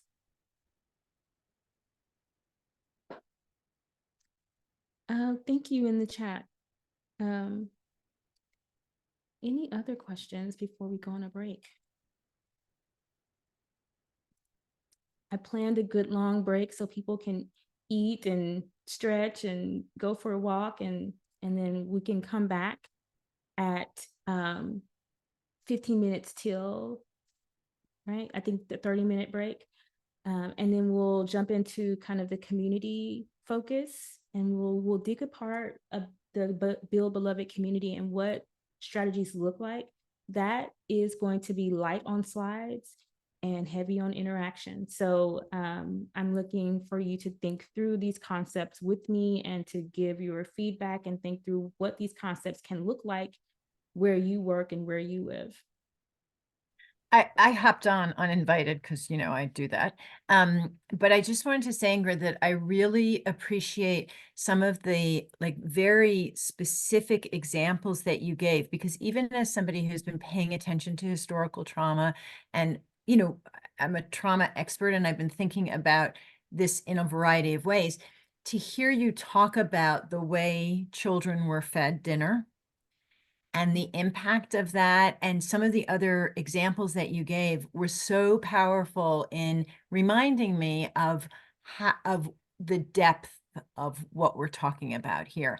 And so I wanted to say that I really am enjoying is the wrong word. You know what I'm saying? I'm like learning a lot from this and feeling like I'm really thinking about things in a deeper way. And so I hope that all the participants are too. I think that we're seeing some of that in the chat. But anyway, I'm looking forward to the next half, but very grateful for your specific connections. And I was stunned when I looked at that map of the number of lynchings to see that we had many more than Virginia, which we think of as a very well-established slave state and a culture of slavery. And we somehow sometimes position ourselves as not as bad as they were in some ways. And to look at those numbers in South Carolina, we were higher than South Carolina. Like, that was just fascinating to me. Think about the stories we tell ourselves, the myths that we reinforce for ourselves. Yeah, I'm glad that I think it's important to do the deep dives because so much of the history is kind of skimming the surface. And when we do the deep dive and we talk details, then we can say, okay, this would be very impactful. This would be, and it allows us to think through how it ties to today, and what that looks like in today's world, especially when we add in the epigenetic parts of it. Before we go, we have a hand raised. And Cassie, I am not sure if your hand is raised intentionally, if you wanted to put something in chat, or if you wanted to come off mute and ask a question, but I am going to push the button so that you can come off mute if you would like.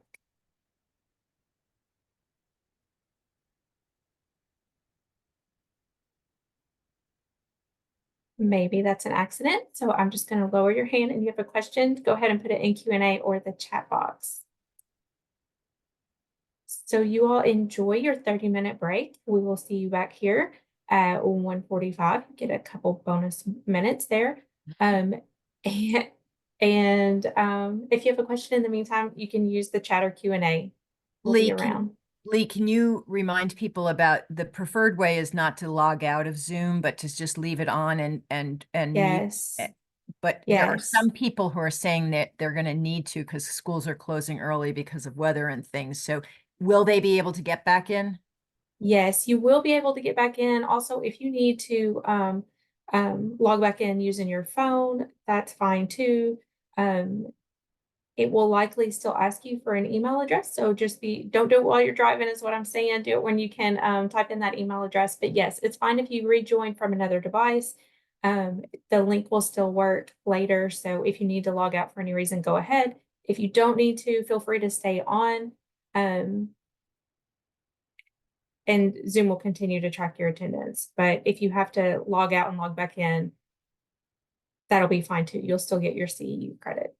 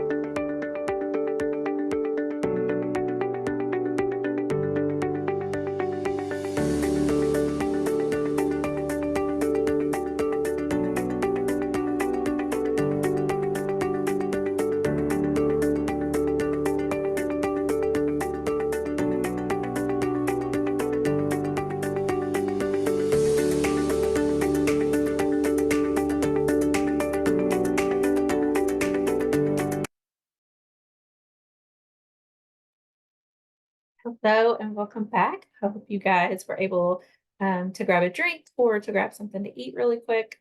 And we are ready to get started again. We are going to give our presenter just a moment. There we go. I'll turn it back over to you. Thank you so much. I want to thank everyone for bearing with me in this long session. And so now we're going to move into kind of the second half, which will focus more on solutions, especially community level solutions. Like I said before, I would like for this portion to be very interactive. So you can definitely use the chat. I will be monitoring it. I'll have kind of reflection questions that I'll ask that you can use the chat. And if Leah will allow, maybe we can have people raise their hand and they can come off mute. I've given a lot of space for that. So, so let's jump into the second half. Let me share screen. So hopefully people can see it.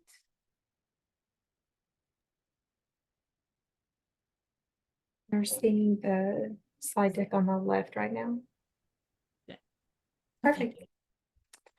So as I said in the first half, that when we look at social determinants of health, that I'm proposing that it is a dual impact of institutional racism and historical trauma that has gotten us to the space where we have so many disparities in our social determinants of health, largely driven by race.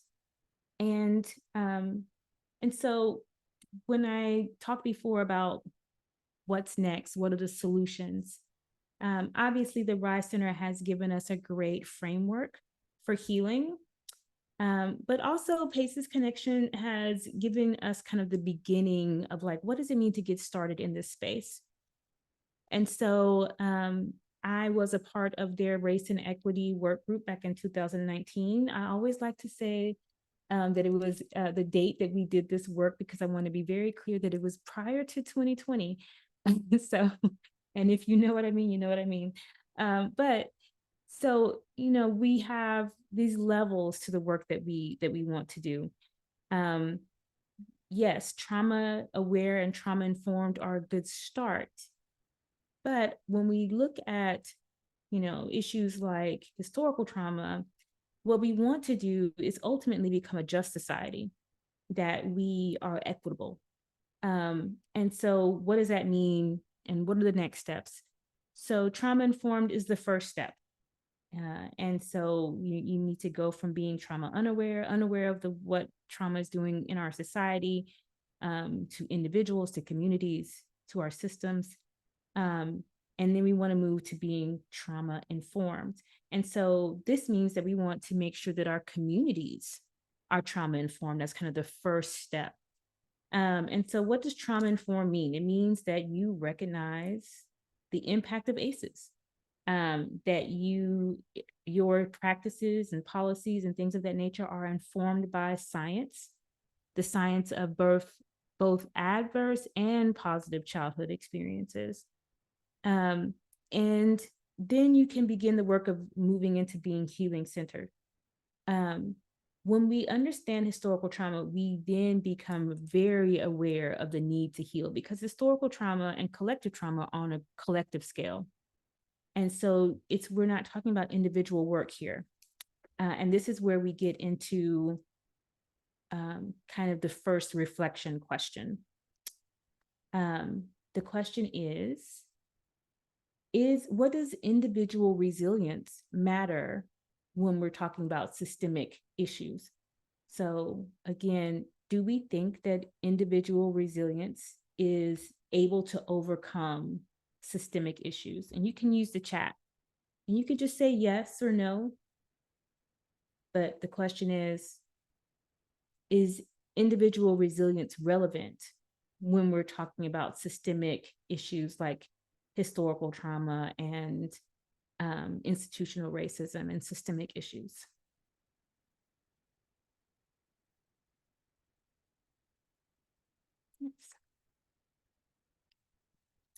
overwhelmingly, yes. This is an optimistic group and I love it.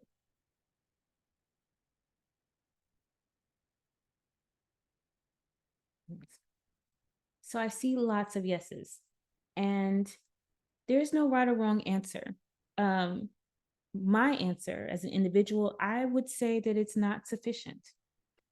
And this is where I have kind of a critique against the trauma-informed movement. That as we talk about trauma at the individual level, we spend a lot of time on coping skills and co-regulation and all these different individual and interpersonal ways that we can regulate ourselves. When we think about systemic issues, I believe that we're putting too much weight on individuals to be able to push back against systemic issues. I first started feeling this way when I was doing work in the Department of Children's Services in Tennessee, when I was working with families, and not just Department of Children's Services, but also my work with youth villages.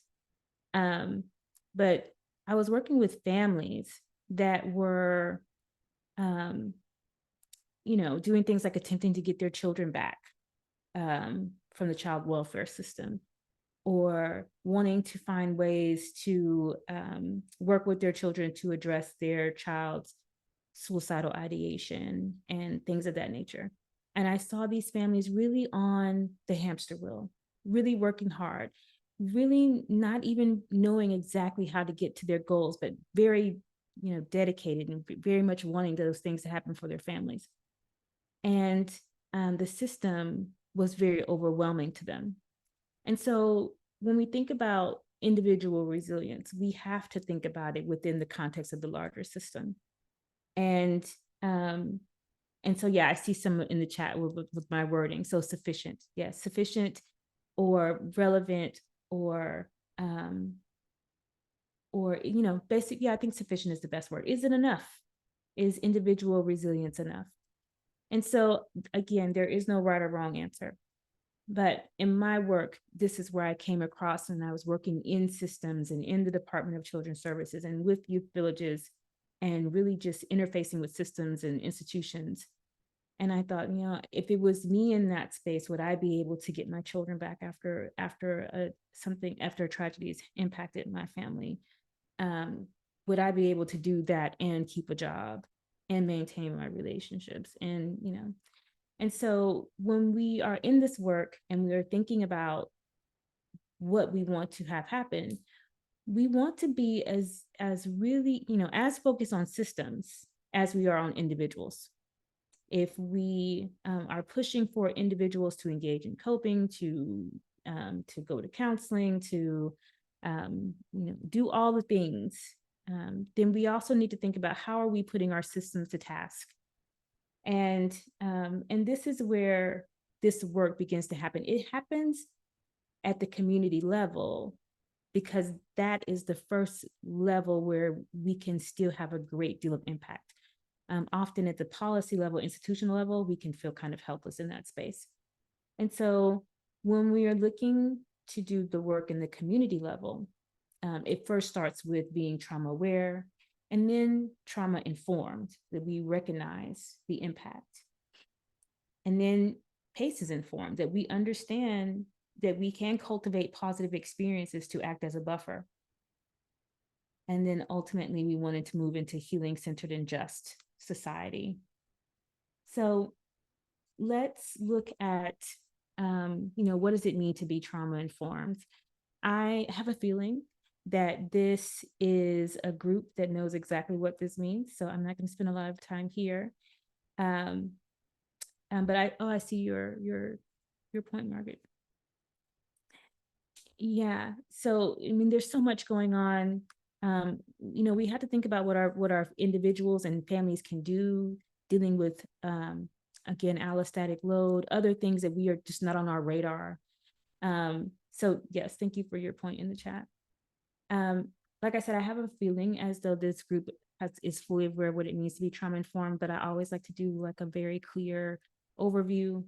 But when we are talking about being trauma informed, at the community level, then we have to still be governed by these same 6 trauma-informed principles in our communities. We obviously understand the impact of safety within communities, trustworthiness and transparency within communities, peer support and how we can create an infrastructure to make that happen, collaboration and mutuality, empowerment, voice and choice, and then cultural, historical, and gender issues, which is what I've really been talking about today. I have had so many people tell me that when they go to trauma-informed trainings or when they engage in information around being trauma-informed, that number 6 is often left out of the conversation. And so the RISE Center does a great job of looking at how do we address number 6, and so we'll dig into that as well. But you know, safety, I want to be clear that it doesn't just involve just physical safety, but emotional and psychological safety. When we are looking at the community level, yeah, it is left out. No one wants to touch that in the trauma-informed movement. When we're looking at the community level, trustworthy and transparency looks very different. It's trustworthiness and transparency within our community leaders, and that we have community values, clear stated community values, and that we act with integrity within our communities.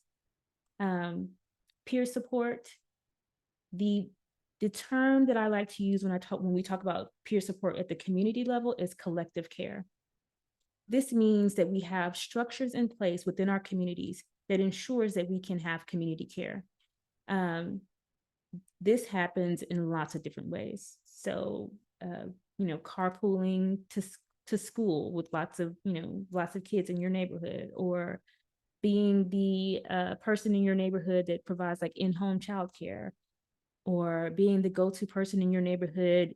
Maybe you have a small garden and your neighbors, you grow things for your neighbors. These things can be, they happen naturally, but also in communities where there's a history of historical trauma, then creating structure for collective care is important. What does it mean to have community gardens in communities that have been ravaged by food insecurity? What does it mean to have someone that's able to do in-home childcare within a micro community, within a micro neighborhood, to make sure that the mothers in that neighborhood can work, can have childcare that feels safe and comfortable? These are community level structures that can be created. And collective care is how you get there in the community space. How do we create collective care structures within communities? And then mutually beneficial relationship, collaboration, and shared goals. This is something that communities, again, kind of like that collective care, sometimes do naturally. So this is more so about how can we create structures to make that happen. This is really tied to policy, but can also be done with just, that shared values within communities. In order to create the structure to make this happen, this is largely dependent on issues of collective impact within communities, creating community councils that focus on specific aspects of collaboration and goals within a community.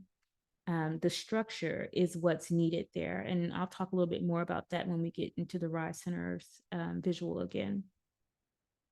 Empowerment, voice, and choice. What's really important in this space is youth voice. As we empower children within communities, we are able to set up structures that will flourish in the future. Youth voice is so important and is often left out of the trauma-informed work. For example, the RISE Center is a youth voice organization. They created this framework that I use with the help of the children that come to their community centers in the evenings. Youth voice is so critical that I can't stress it enough.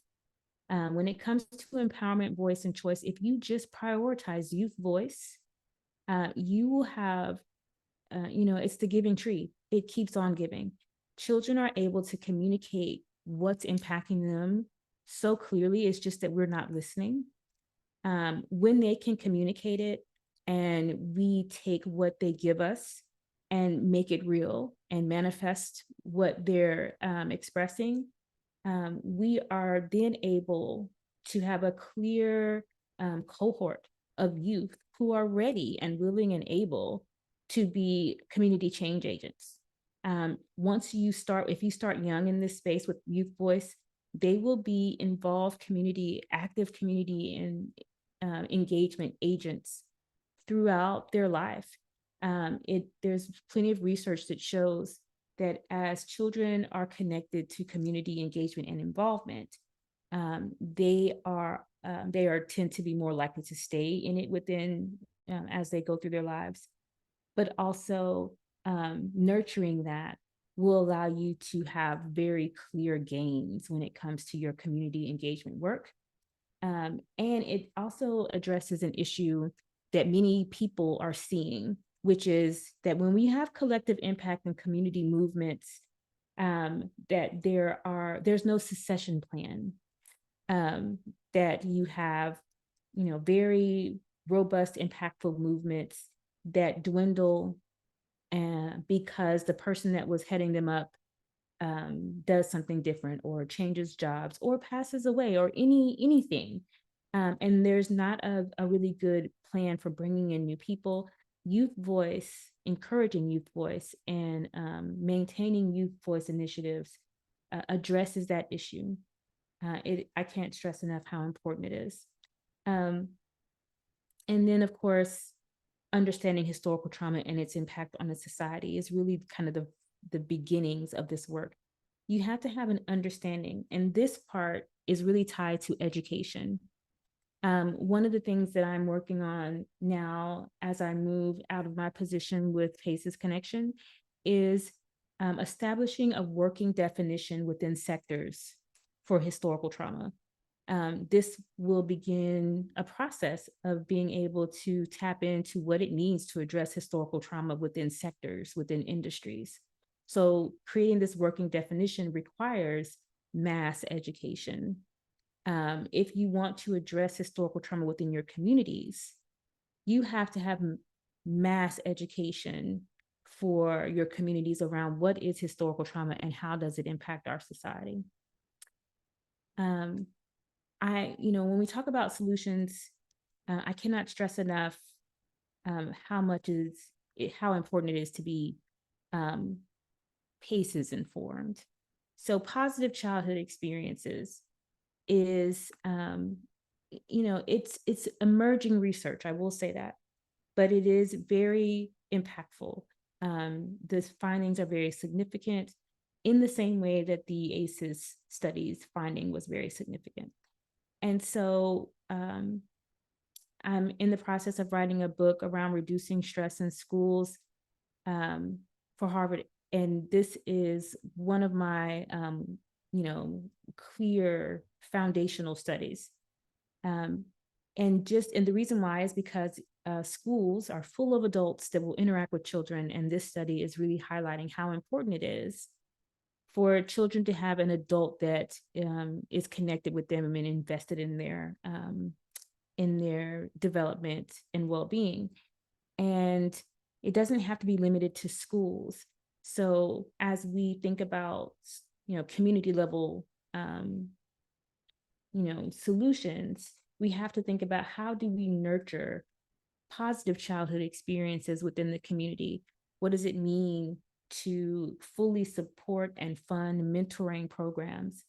What does it mean to fully support and fund after school and other peer support programs that are intergenerational? So young children partnered with the elderly, the ways in which that we can make connections that will ensure that all children have at least one adult outside of their family who is connected to them and understands their importance. One of the other things that ties in the positive childhood experiences study is that they found that participating in community traditions on a regular basis is good for children's development. And so, and I would even go further because the Rise Center talks about traditional ways of being as well. So making sure that you have community traditions for children to engage in that are also culturally relevant. So what does that mean within the community space? Is that we are engaging in popular education and culture building for everyone. And we have community traditions that are not just for the majority, but that we create space and have community traditions for all groups that are represented within our society. So positive childhood experiences is essential. And just as we need to have blanket education around historical trauma, we also need to have blanket education around positive childhood experiences in the same way that we've done with ACEs. So as we look at the community level work, it's important that we start with educating ourselves. So as you think about the presentation that I've done today and what you can do as an individual, that first step is to tap into the research that's being done in already. I already highlighted Dr. Maria Yellowhorse Braveheart. Dr. Joy DeGrasse is one of my personal, she's one of my heroes. But there are people who are out there that are doing this work that are rarely highlighted. One of the issues is that they are mostly people of color. And so there's that. I've talked before about scientific racism. It is a part of a larger issue of scientific colonialism, which is a reflection of, what research gets out there, what research gets funded, what researchers are considered to be credible. Researchers of color have a harder time getting funded. They have a harder time being published. And they're going to be the ones who are really pushing for this type of work and are really wanting to examine these issues. And so some of it is going to be on you as an individual to seek out the people who are doing this work and support them and read up on them and help and really educate yourself so that it can influence the work that you do in the same way that you would, Bruce Perry. And so let's go back to our framework from the Rise. When we look at, what's healing, the healing aspect, we have the honor, resilience, and fortitude at the individual level, the build beloved community at the community level, lead with love and justice within systems, and then collective liberation. These four are not, you can't tease them apart. So I'm going to do a deeper dive into build beloved community, but it still requires all the other levels, especially the top one, which is really tied to our beliefs and values. We want our beliefs and values to be represented in our community work. We're not all on the same page with beliefs and values just yet. And that's not a bad thing, but as we think about what does it mean to do this work at the community level, just understand that we bring our beliefs and values with us. We bring our biases with us. So we have to do that individual work. And that's why I said, read up on those who are doing the work in historical trauma and doing the research in historical trauma and see what that research says and let that inform the work that you're doing within communities. Let's see. So obviously we want to focus on community and place. Build beloved community has these very clear tenets, and some of them are going to be easy to implement, others not so much. The first one, radical inquiry, is kind of what I'm engaging in today. This is an issue of education as well. When I think about all the work in community space, I am child focused, but that doesn't mean that you have to be. But when I think about build beloved community, when it comes to radical inquiry, I am always, whenever I interact with children, I'm always helping them to see the systems. And that's what radical inquiry does. One of the best ways that I've been able to teach children about radical inquiry, when I say children, I'm talking about adolescents, was COVID. And so, you know, I tend to do a 5-question kind of interaction with kids so that we can get to the point where we can have a better understanding, and which is what a radical inquiry will allow us to do. During COVID, I had interactions with young people around why is COVID impacting Black people more? And this is because they were watching the news. And, you know, young people, you know, they were definitely like, because I'm Black, I'm going to be more likely to get COVID. I'm going to be more likely to pass away from COVID. And that stuck with them from the news, and they were fearful. And so I would have small group discussions with kids about COVID, and you know, these are kind of the questions they were asking. So I would engage in radical inquiry. Well, why is it that you think African American people are more likely or more susceptible to COVID, to a virus? And you know, they would have lots of different answers, but eventually we would land on you know, comorbidities. So the fact that they had other underlying conditions that would make them more susceptible to the virus. So then the next question is, well, why do African Americans have more comorbidities? And then we get into more of these systemic issues that get the asking the right questions to get us to the point where we have a clear understanding that there are other issues out there that are impacting us outside of individual choices. This is something that children need to understand, because it is the phases of racial development that need to be very clearly outlined for them. If you do not engage in radical inquiry with children around anything that's dealing with race or identity, they will internalize things for themselves. For example, I live in a community, everybody in the community looks like me. They have the same skin color as me for the most part. When I go out into my community and I see community violence, or I see that the community is underinvested in, or I see the things that I consider to be negative from the larger society, then I may internalize those things that are going on in my community and tie them to skin color as a child. I will begin a process of internalizing my environment and say, this is the way that people who look like me live. And that's because we are whatever the messages that they're receiving from society about what it means to be their identity. If we don't engage in radical inquiry, then children will internalize their environment and have poor self-image and could have poor racial development. And this is something that we would want to avoid at the community level, because this is a root cause for many of those things around atmospheric distress. When I talked before about social learning theory, I am going to model my behavior after the adults in my space. This is a natural occurrence that human beings do. This means that if I engage with young people around radical inquiry, and I challenge them to think about what are the other things that are going on here that you don't see, that you're not aware of, it allows them to see that it may not be about race, that it may be about systems, that it may be about environment.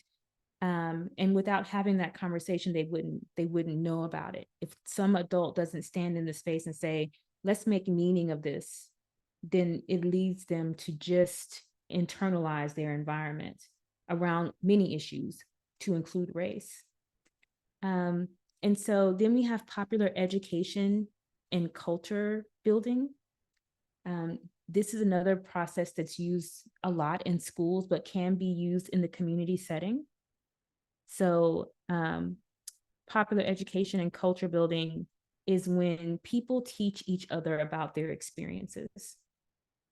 It's a great tool to use within generations, so children with adults. But it allows for an evening of the playing field when it comes to educating. That education is not just one way. Education is not just teacher to student or adult to child, but it gives children or anyone the ability to educate about others about their experience. This allows for people to always be in the space of being the student. This is a great way to facilitate community discussions around the issues impacting the community. Let me educate you about my experience. It also, if created with a structure that allows for, again, this very clear, lacking in any power dynamic, it allows for a better understanding of processes and how decisions and policies and other procedures can have unintended consequences on families and individuals. So it's a great thing to do in the community with community leaders and community decision makers and the public. It's a great tool that, again, evens out power dynamics and allows everyone to be in the space of a student or the learner. Obviously, celebration and affirmation, this is something that communities tend to be able to do well. The only problem is that it needs to be very clearly for everyone. So how do we facilitate celebration of all groups, affirmation of all identities? Having healing spaces, this is a clear equity issue. Healing spaces and green spaces they tend to be in places that are mostly near white communities. So creating healing spaces, especially in places where you have people that are dealing with historical trauma, is important. So places to exercise, places to walk, green spaces, places that are free from pollution, however way that you are able at the community level to create space for healing is important. This is another place where schools can play a role. Can schools create spaces where the community can come in? And that's another way to think about community partnerships and the smaller community institutions and how they work together in that collaborative and mutual benefit space. Land acknowledgement is where we are always aware that the land that we're on is for, has always been for the indigenous peoples of this land. And as we do this, even in small ways, we make it very clear the impact, the toll, and also we honor the space that we're in. It is a great way to be very clearly tying all of our interactions to history. And it also is a great way to always be in a space of gratitude. Gratitude is healing. It has been, scientifically proven that gratitude is healing. And so land acknowledgement is being in the space of gratitude for the land that you're on at all times. Arts and expression is an interesting one, mainly because it's also seen as graffiti, but this is a very healing practice. Having murals in communities, in every community that reflects the people of that community is very important. Having business owners on board with murals within communities, it's also a process of beautification, which is great. And then it also represents the people that are in that space. It is one of the easiest ways to engage in healing practices within communities. And then base and power building. This is probably one of the more difficult aspects of building beloved community. How do we engage community? How do we spur community engagement? I've already given some tools when it comes to youth voice. and how important it is to nurture youth voice as a part of this continuum or pipeline into community engagement and activism and advocacy. But you can also engage adults. This is going to be very much tied to collective impact work. For those of you who are familiar with PACES, I've been with them for the last 5 years or so. And even before that, I was doing community collective impact work here where I live in Nashville, Tennessee. It is very important that you have collective impact work going on in your space because it allows for the people to have some power, and especially as we have very clear evidence that communities have been disenfranchised purposefully as a means of hoarding power. So as we are able to engage in collective impact practices, this allows for the community to kind of take back some of that power. And there's different theories of change that I'll go through with you as we move forward. But I want to take some time to give space for any questions around Build Beloved Community. And so I have a reflection question here that you can use the chat. What are some things that you know of right now that fit into these categories: radical inquiry, popular education, culture building, celebration and affirmation, healing spaces, land acknowledgement, arts and expression, base and power building? Where is this happening right now already? If there's anyone that you can highlight, or even want to throw a link in that that you know of who's doing this work. I do have some, when we move forward, I do have some organizations that I found, but I don't live in Kentucky. So this is a time to share with those that are on this call around what's already being done and how you can learn from each other. And so I'll give some room for that. So again, what are some examples in your space where people are already engaging in these kinds of things with Build Beloved Community?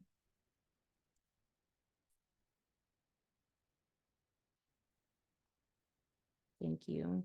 So I see them coming in. So for those of you who are looking in the chat, this is a good, before you come off, make sure that you save the chat so that you can look up and see groups that are already doing this work. How you can cross-pollinate, how you can, and there may be some distinctions around rural versus urban, suburban. So what does it look like for you to have this practice in your neck of the woods? So again, please take this time to share some examples of where people are getting this Build Beloved Community right.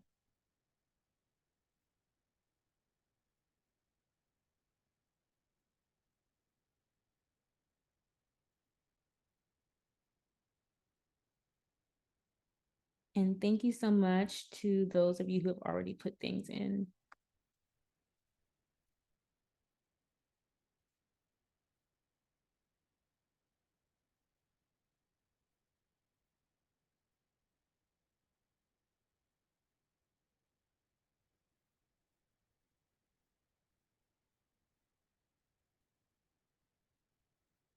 Thank you, Leah.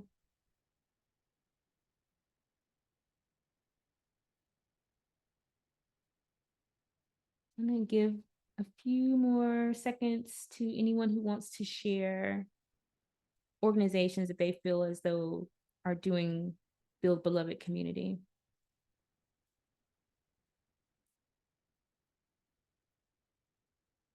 Thank you, Carrie. You shouting out your own organization.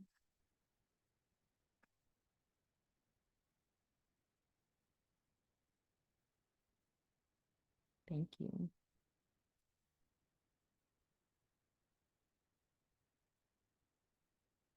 Okay.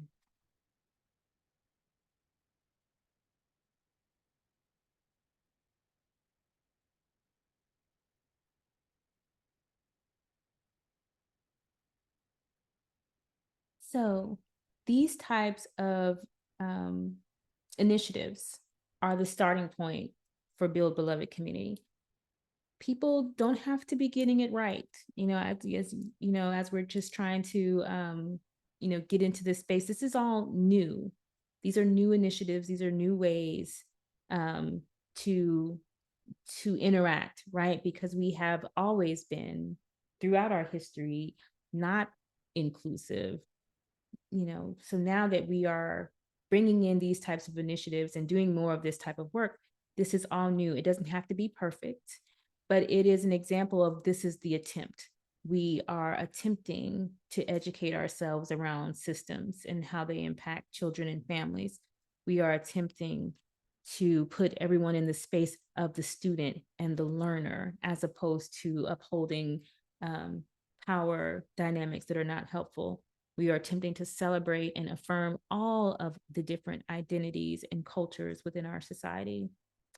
And then I can't stress enough, the base and power building piece is very important. And so as we can engage in learning collaboratives and collective impact and engage in different community engagement initiatives, the more work we do in this space of the collective allows for us to have more of this power to assert what the community believes to be the best ways forward. And that doesn't always line up with politics and institutions. So let's move forward. Oh, I see some more things coming through the chat. Okay. So as we look at these different mechanisms of building beloved community, I always, think strategy and what that can look like.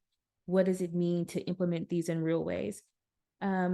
Obviously, partnerships are the way to go in communities. And like I said before, when we looked at trauma-informed principles, that collaboration and mutuality is really important. And the way that you accomplish that is through multi-sector collaboration. And each one of these requires multi-sector collaboration.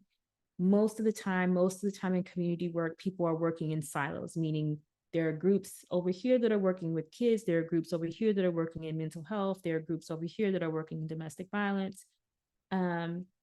However, when we have interdisciplinary, multi-sector groups working together, this is when we are actually able to solve problems.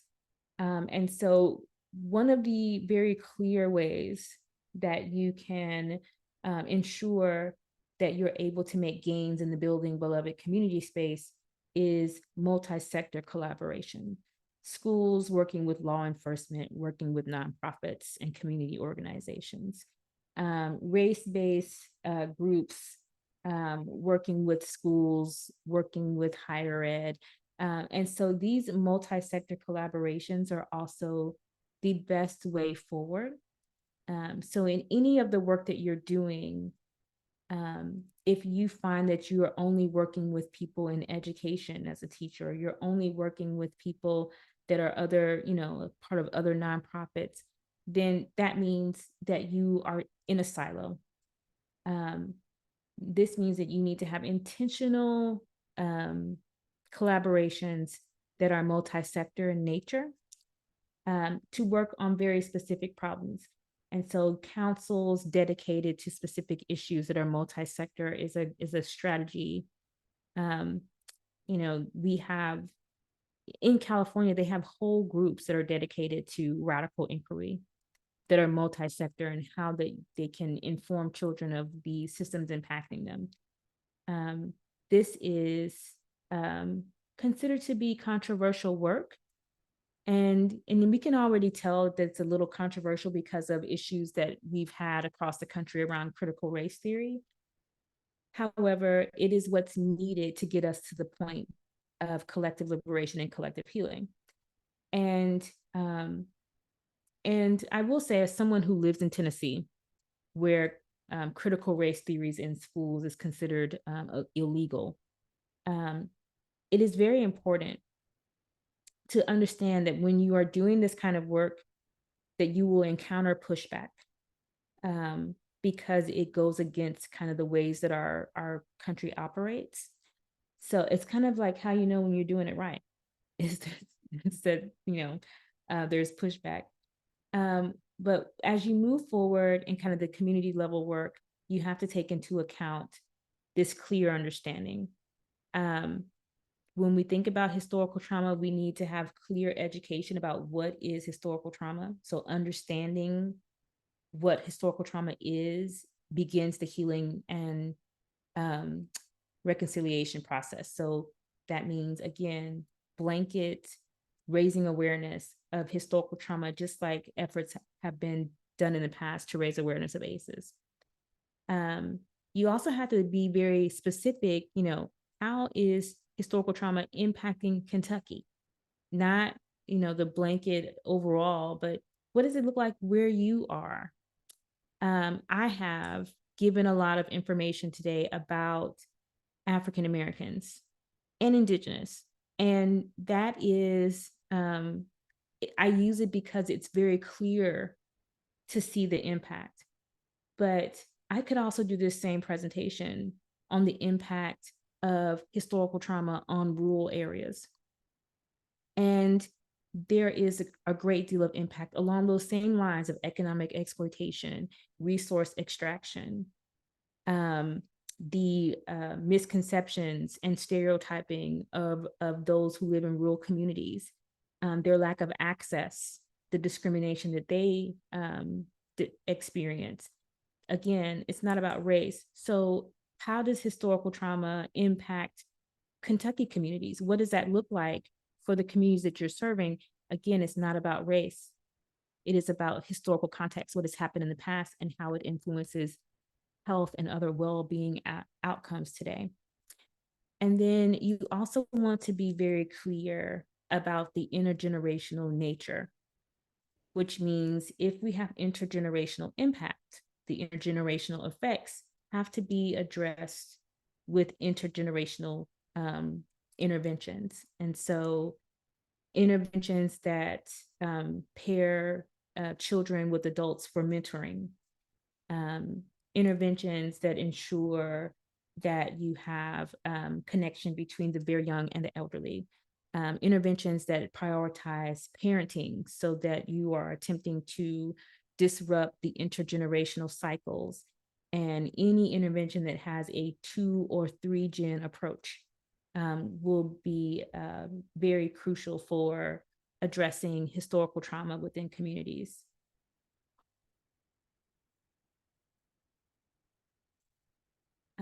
One of the things I said before was the importance of understanding that when we are talking about history, we have to be very clear that it's still impacting us today.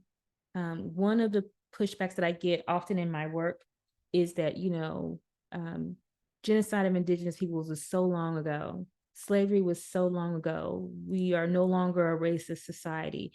And whether or not you agree with it or not, right? If you agree that racism exists still or not, or that we may or may not still need policies to address racial discrimination or things like affirmative action and things of that nature, whether or not you agree with that or not, we have to acknowledge that the past still has impact today.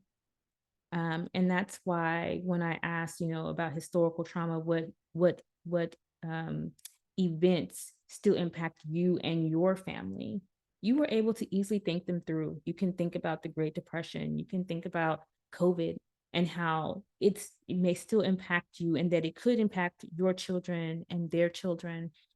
So we have to be very clear about dispelling this myth that history doesn't matter, that the past is not still relevant. And this is extremely important in these days and times as we have kind of this controversy about history and how it's told and who it's told to, and whether or not it's told or not, right?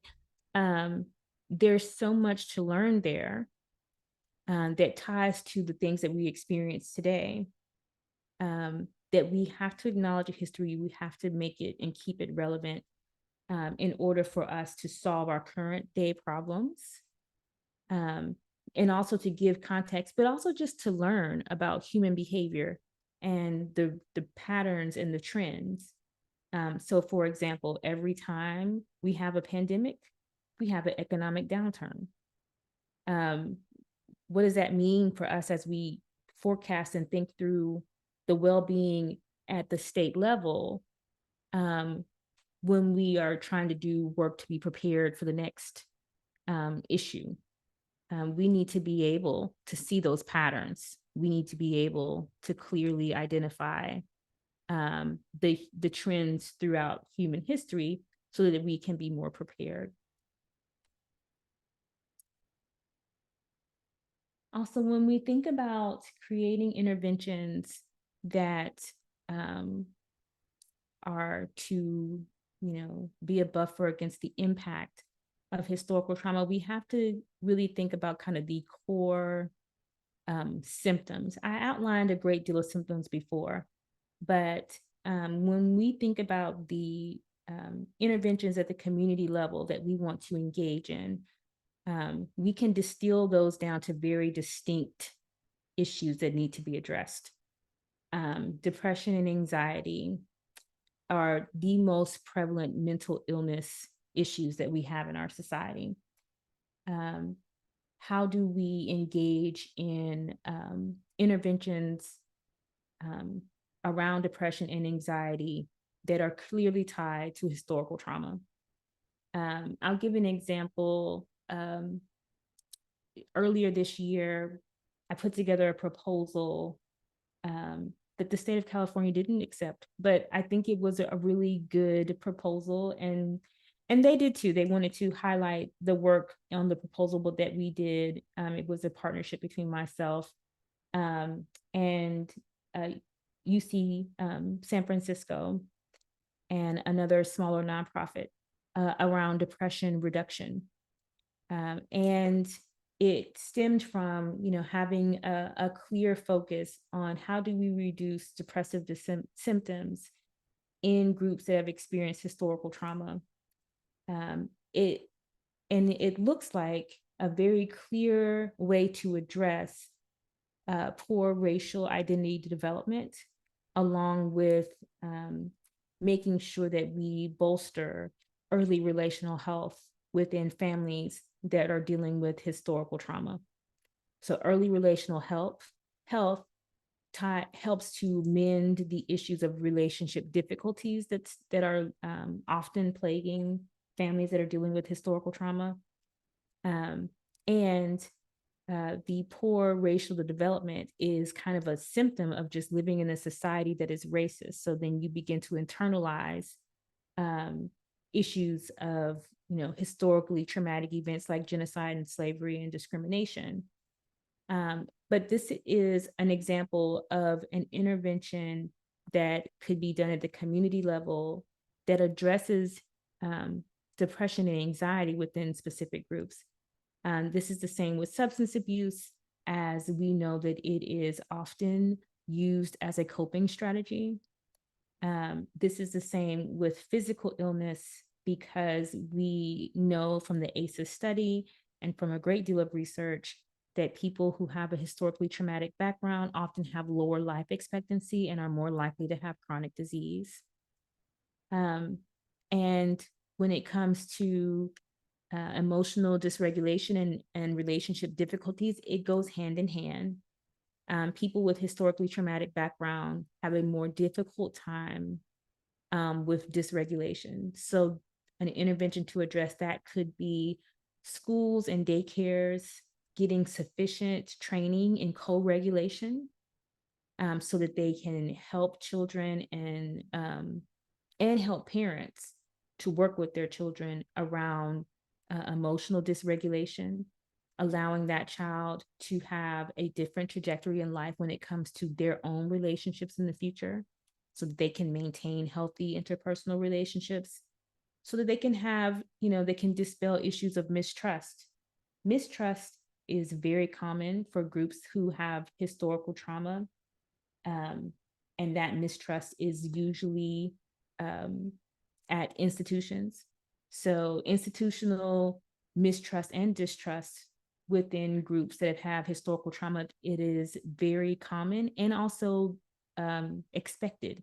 I would expect that African Americans and Latino communities are distrustful of law enforcement because they have a history, there's historical context that shows that law enforcement was used as kind of the arm of the state to perpetuate or to enforce racist laws and procedures.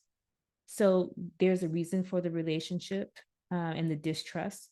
And so now we need to be able to take those same institutions and begin to do a process of working with communities that have been harmed by that institution to create a relationship of trust. And so teachers is a perfect example of that. There's a great deal of historical trauma for children with different backgrounds in schools. How can teachers engage with children in a way to co-regulate with them, to be that person that's kind of outlined in the positive childhood experiences study? How do we create the structure for that to happen so that we can both ensure co-regulation in the moment, help a child to develop proper emotional regulation throughout their life, and then also this acts as a preventative measure for future emotional difficulties. And then last one is identity issues. What does it mean for us to create community strategies to ensure positive racial and cultural identity? How do we support communities, children, families in a way so that we have positive racial identity development? This is a very controversial topic because if you think about school settings, how do you facilitate positive racial identity for Native children in school settings? What does that even look like? We are such a race-focused society that this could be considered something negative, that it could lead to parent complaints, things of that nature. Unfortunately, we are in a space where identity issues and the ability to address them in a real way has become difficult in our current times. And the ultimate goal of this work is to create not just individual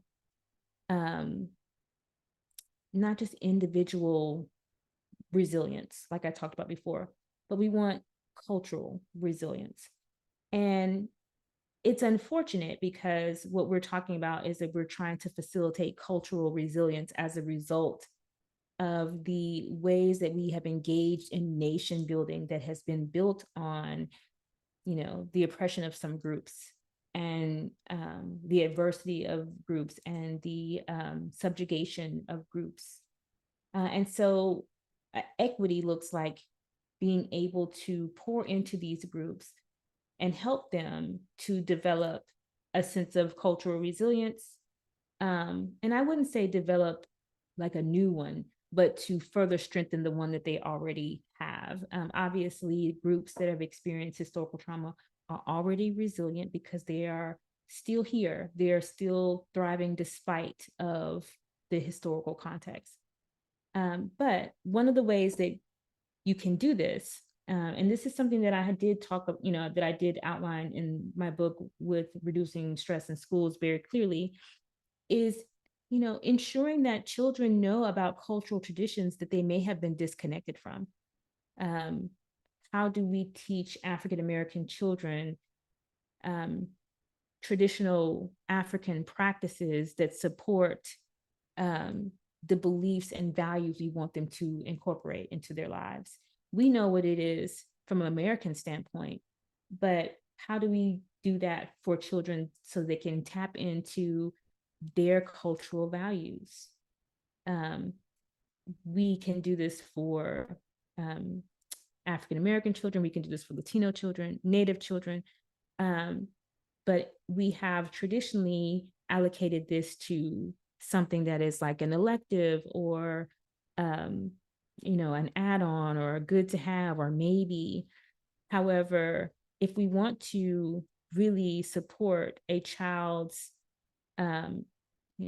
identity development, culturally, racially, and otherwise, then if we know that the research says that the stripping of traditional practices has led to trauma and adversity, then that would mean that the cultivating of new traditional practices or bringing in the traditional practices that we know of from other cultures and making sure those children are aware of them can be a way to facilitate their proper identity development, especially racial identity.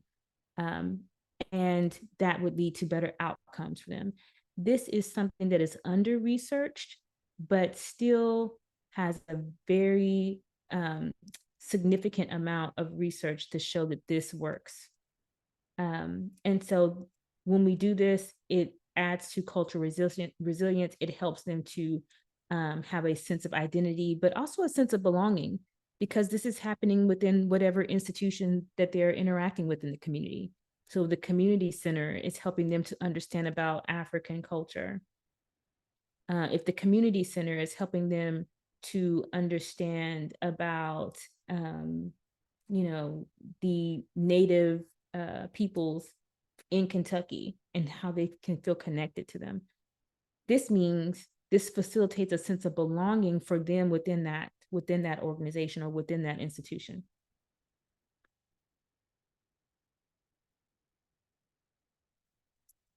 And so this then leads to kind of the healing process. So this is my next reflection question. I want you to think about a time when you felt that you were very much like your identity was very much supported. It could be, you could think about a time when you were in school and it was very supported. And what I want you to share with us is the location of it. Like, was it at home? Was it at school? Were you in the community center? Were you traveling? When you just felt a like sense that, oh, I'm seen here. I feel as my identity is supported here. And if you've never felt that, I want you to share that too. So I'll give an example for myself. I was in high school and I was a reader when I was in high school, and I went to my high school was in Clarksville, Tennessee. So it's a very diverse little, I guess, military town. And I went to some event and I learned about African symbols for the first time. They were called Adinkra symbols. And it was like a little store that had like these different cultural books and symbols. And I, read the book and it had these symbols in it. And I was like, oh, this is cool. This is me. And I was in a town where I didn't often see African symbols. And I really felt connected. I felt like, oh, this is a reflection of me, my background that I don't often encounter. And I think, the more children can experience this, and definitely young people, the more it helps them to grow into themselves. And so I see some of you are talking about festivals, after school programs, faith centers, rallies, let's see, college, therapy, And so these different times, these different spaces where you got to that place where you're like, this is where I feel seen. It's an indication that and usually people when it happens, they remember it. And it can become a core memory, especially the more disconnected you are from seeing yourself in the ways that you interact, right? So these are the things, these are the experiences that you want people to get. And the earlier, the better, the younger, the better. So they can tap into their unique selves, they can have their identity affirmed. And this is a part of the healing process for those who have experienced historical trauma.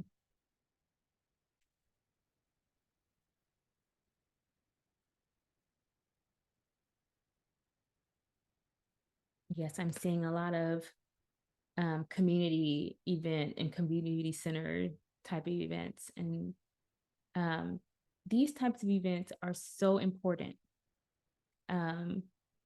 And we obviously need to pour into them, make sure they're fully funded, make sure they happen frequently, make sure they happen for everyone.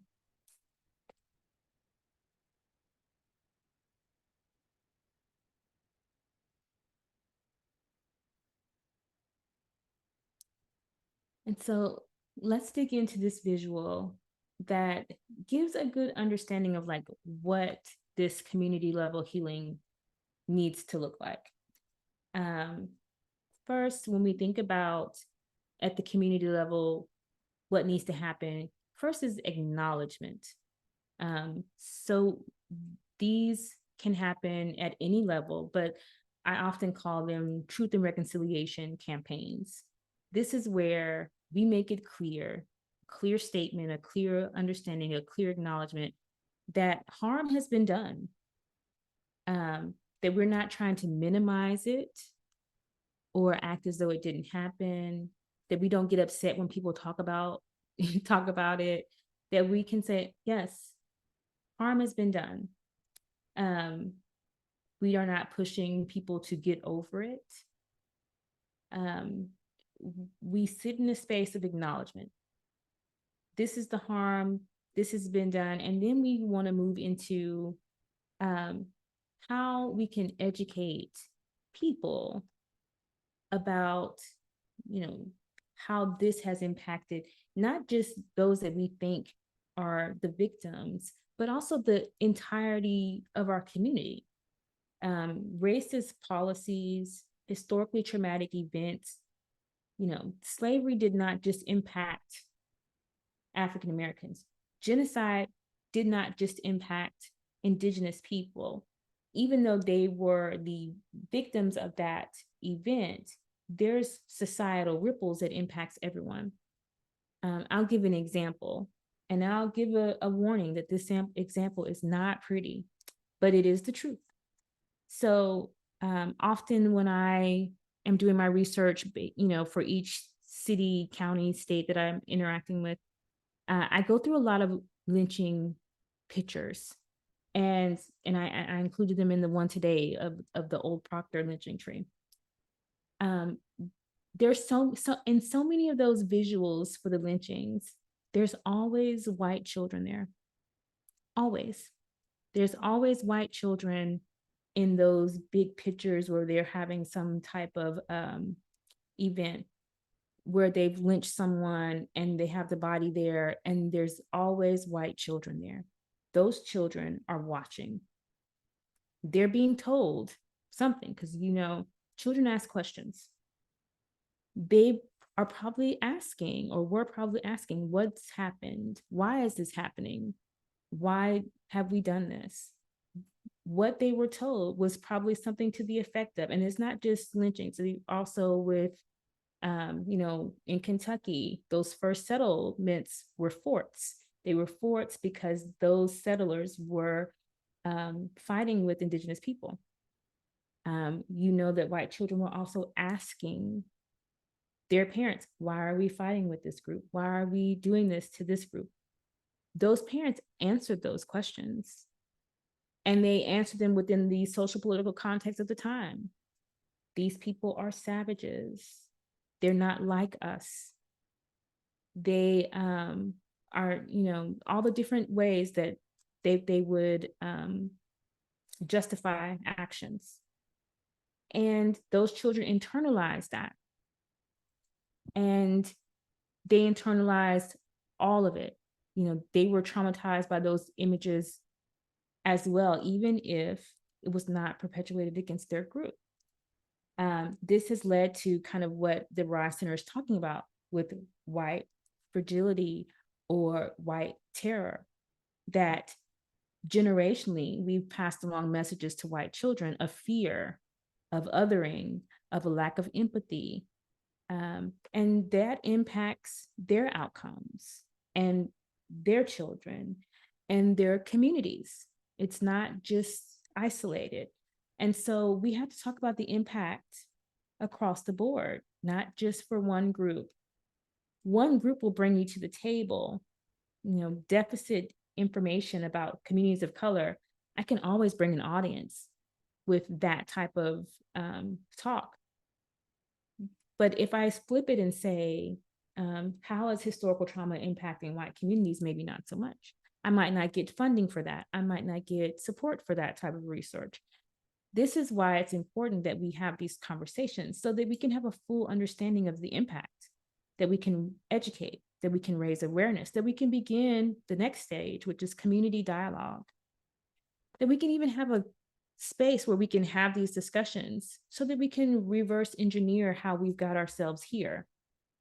That requires, a safe space to have honest discussion. We're not there yet, but as a collective, we're not there yet. But through further education, through further acknowledgement and understanding of the past, we can move into that space. And then we can have what we would call cultural revitalization. This is where we can change the systems and structures in America for future generations in a full way that allows for clear empowerment and healing for future generations. Because this is an issue that we've been struggling with for a while. Some people just want to give up on it. They just want to, kind of mission accomplished with racism and other issues that are structural, because it's easier to do that. But until we get into the space where we are actively creating the space to have real conversations and address it in a real way, as opposed to more of these kind of halfway interventions. So, for example, when I go and I give talks about reparations, people are very much against it, even though it's really the way that we got here, by taking from communities. So that means we have to give back. Our inability to do that is going to prevent us from having full healing. And so what does it mean for us to have this full healing? We have to engage in those healing practices like redistribution, reparations, obviously therapy, but the way that we can address kind of all of the aspects of the healing, because it's not just physical, right?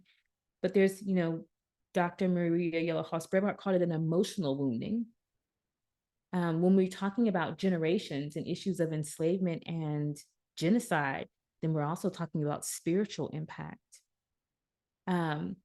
What does it mean to have a spiritual healing around historical trauma, racism, genocide in our society?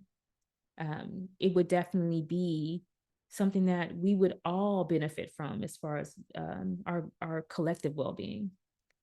And then, of course, we are looking to then enact systemic change. So real institutional changes that address root cause, not symptoms. Right now, we're addressing symptoms. We're attempting to address economic stability. We're attempting to address school outcomes.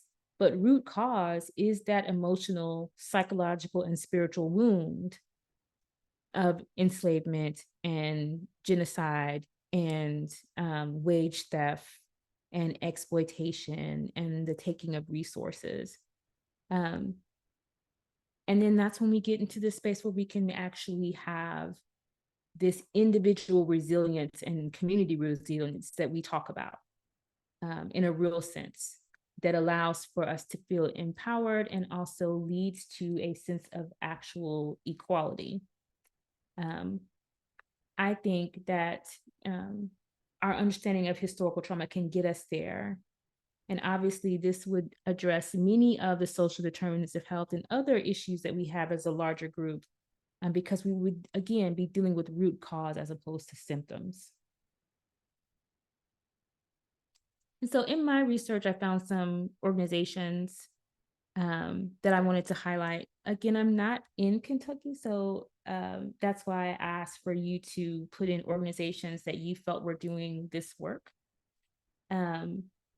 And so that you can have examples to share with each other and then be clearly able to either support or collaborate, think through more innovative community level solutions, and again, bring in that multi-sector work that's so important. Let's see.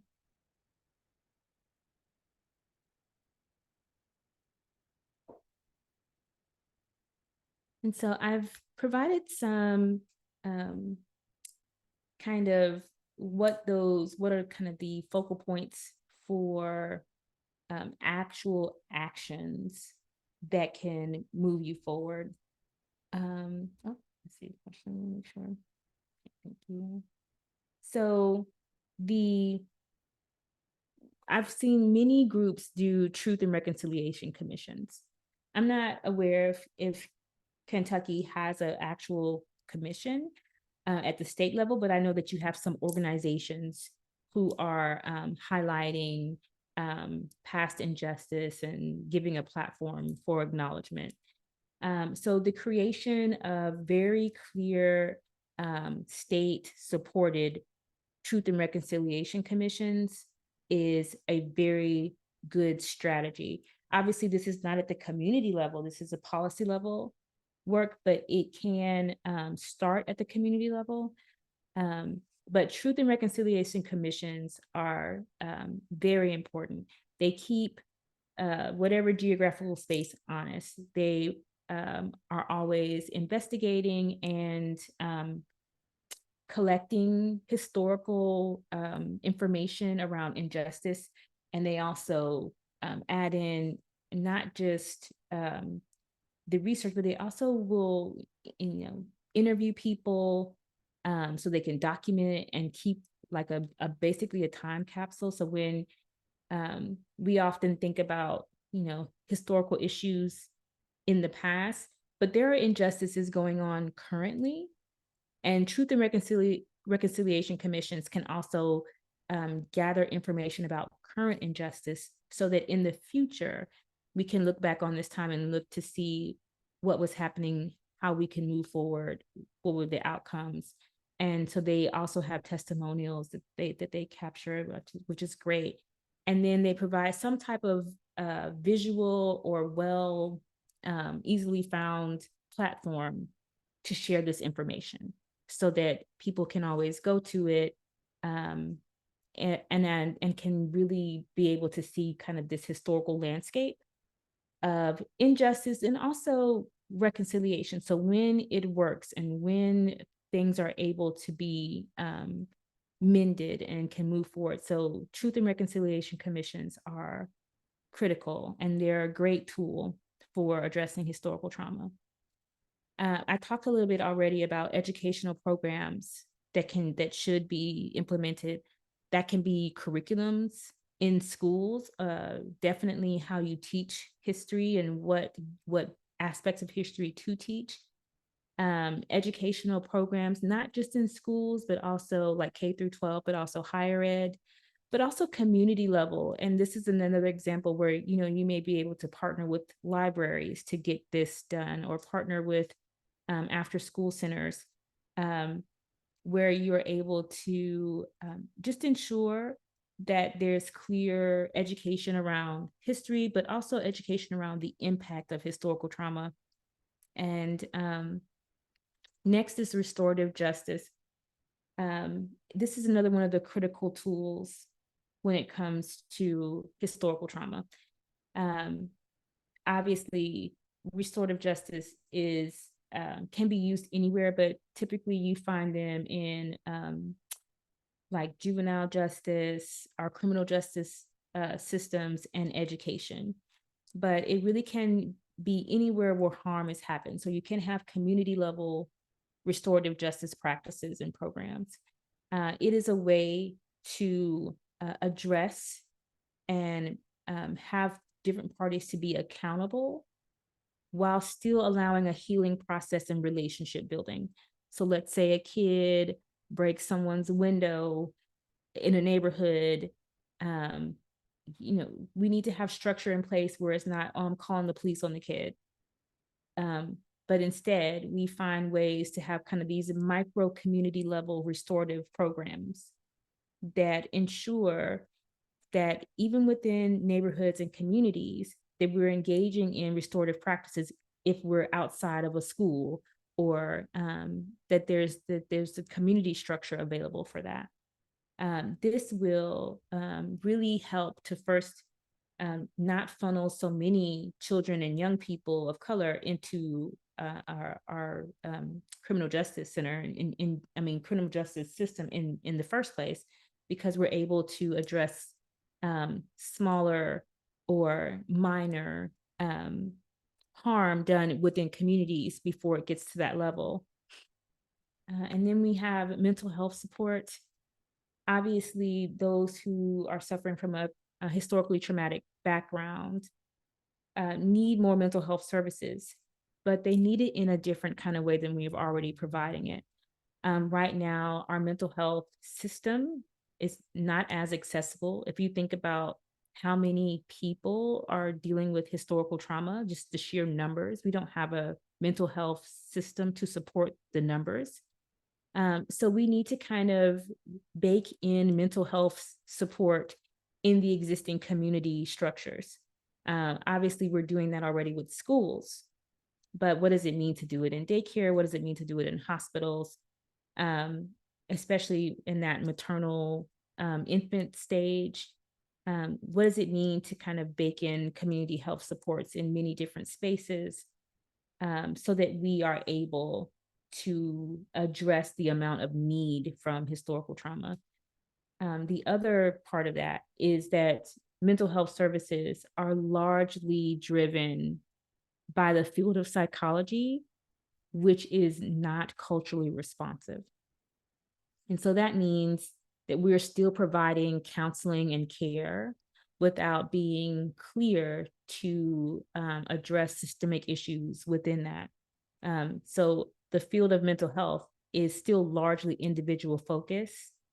And so it needs a lot of radical inquiry in that space. So we can bring radical inquiry into the field of mental health through an understanding of the different systems that are impacting people that can be damaging to their mental health, even if, it's kind of a departure from the biomedical view, which is that because you have changes to your brain or chemical imbalances in your brain, now you have a mental illness. Well, there's environmental factors that make it more likely for you to have a mental illness, racism being one of them, sexism being one of them, poverty being one of them. And so how are we incorporating that into mental health support, so that we, again, engage in radical inquiry, so people are not just internalizing at the individual level mental health issues. Economic support. Obviously, I've talked a little bit about reparations already. Reparations doesn't mean that, you give someone a big check and that's it, but it could also be many different ways that we provide economic support for people who are experiencing or have a background of historical trauma. And so prioritizing economic empowerment for communities that are dealing with historically traumatic backgrounds is important, and really should be tied to mental health support, meaning that poor mental health is one of the most likely contributors to economic instability. And so they go hand in hand. So how can we provide education and support around economic empowerment that is directly tied to mental health support, and education to the masses around the connection between the two is very important. And then lastly, we have community engagement. I've really talked about this already. It's a great way to, again, incorporate youth voice to support communities in their power building. The collective impact work is really the way to go, along with the youth voice commitment at the community level. And I won't go into these frameworks, but this I've provided, when you get your slides, I've provided this as kind of a goalpost for you to think through what are the different ways or the different theories and frameworks of how to engage communities in conversation. These frameworks are extremely effective in framing conversations. As you can tell by the way we had such a little uproar over critical race theory, it is a good way to talk about the issues at the theoretical and abstract level, so that we can have conversations or have kind of we can use these frameworks as prompts to have conversations at the community level. We can also use these frameworks as models and guides for interventions that we want to create at the community level.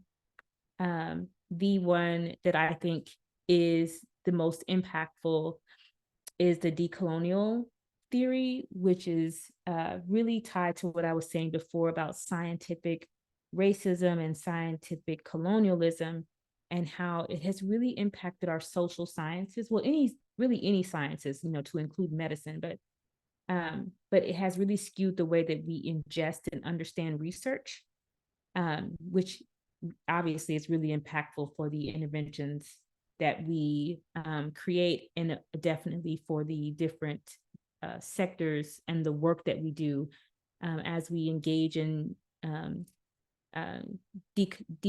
decolonial theory. It just makes us examine the way that we see the world, especially kind of this Eurocentric view that there's more than one way to be in the world besides Eurocentristic views, and the acknowledgement and the adoption of indigenous ways of being and worldviews. So I'm going to, let's see. I feel like I've been doing a great deal of talking, so I think I'm going to take this time to engage in some questions, comments about what we've talked about so far. And then I want to be able to, just to let you know for sure, I'll be getting all of these visuals to you. Let's see.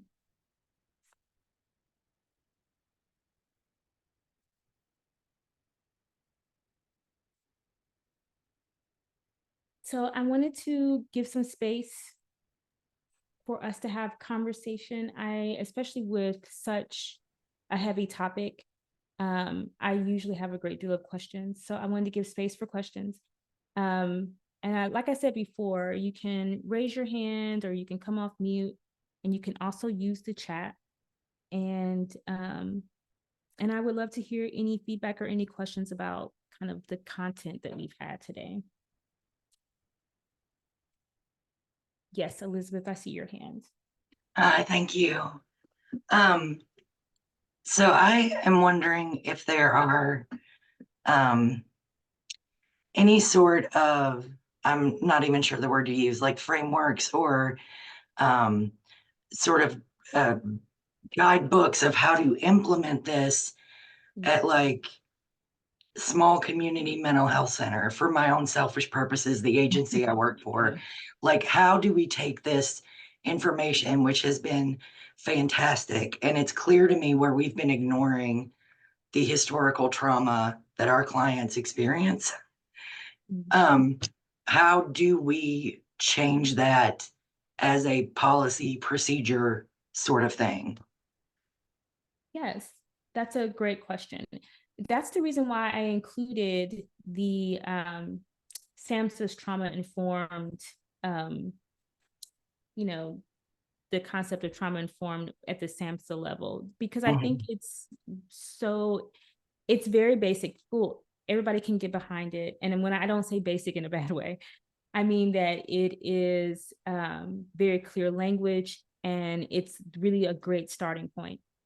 But when we have those 6 principles, the last one is cultural, historical, gender.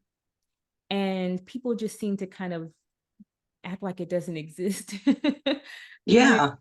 when they're teaching that. But SAMHSA has a lot of information and resources just for that. And so I would start there. I would, because first of all, it's relatable. People already are familiar. And so it's a good way to start with SAMHSA. And with organizations, it's always good to bring in a consultant or a third party to help implement kind of policies that would support that. Another kind of the first step for organizations is to just start a committee that works on just that. A historical trauma committee, or, kind of like that SAMHSA principle, cultural, historical, and gender committee, where all the things that we do are really examined by this committee to give us a clear sense of structure and how we can interact with the interventions that we put together, with the policies that we put together. And it's different from DEI, because DEI, not that I'm knocking it, but it is more of a dealing with the symptoms, right? Whereas historical trauma work deals with root cause. And so it's a different way of looking at the work. And I think that that's really the best way to start. I think SAMHSA is really a good way to get started in this work, because they do have the resources and they're trusted. That's perfect. Thank you so much. Thank you, Elizabeth. I see a question from Tina. Says, I would like to know more about dealing with the juvenile who broke the window on a smaller level, what that looks like.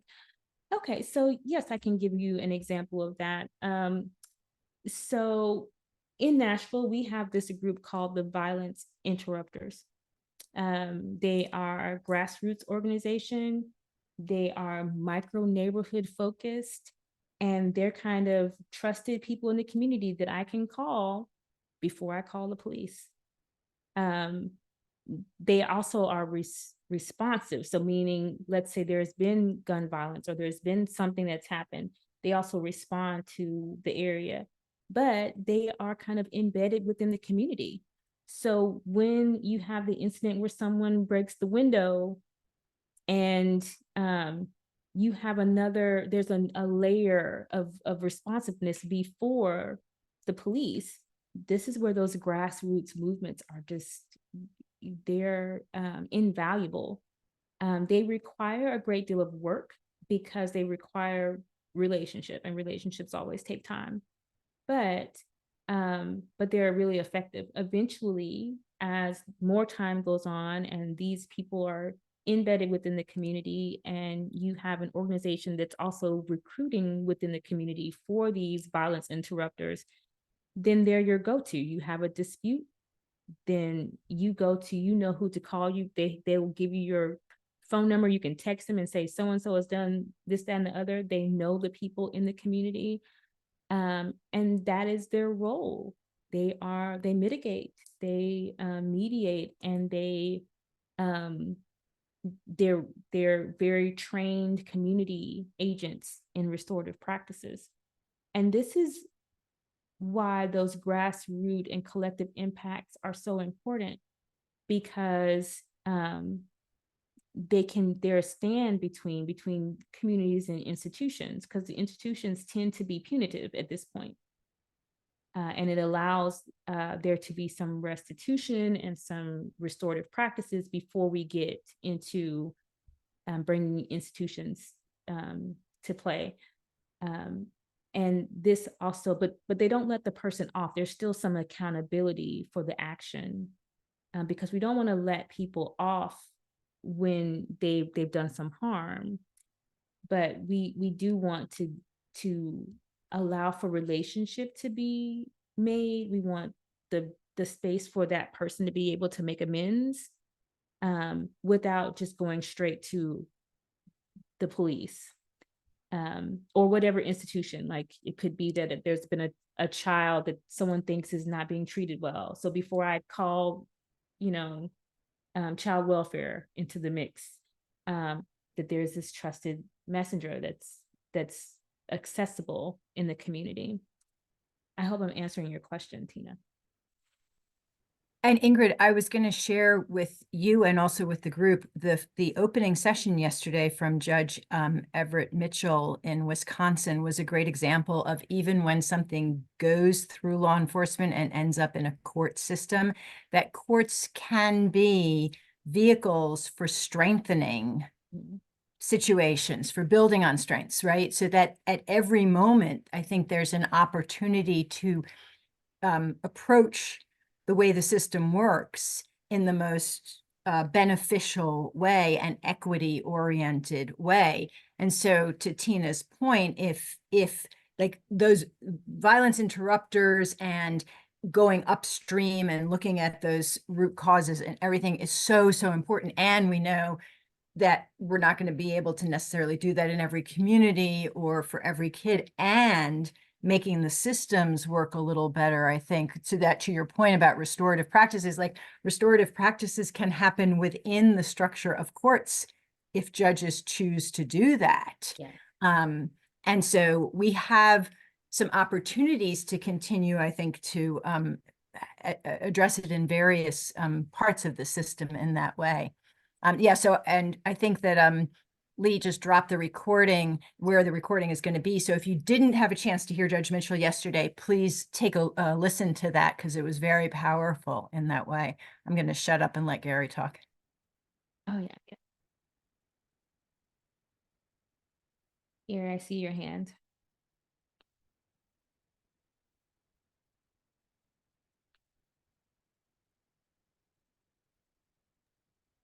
Gary, if you're talking, we're not hearing you. Can you hear me now? Yes. Okay. Thank you so much for this information. I'm just totally fascinated with this. If there were some books that you believe people should read, um, uh, what books would you like to recommend so we could have a better understanding of this information, because it's just certainly piqued my interest. Thank you. Yes. I think I always feel bad when I get this question, because I'm not a reader. It sounds so bad to admit out loud. But I do know that there's one that does a great job of it, and that's My Grandmother's Hands by Russ Memenicum.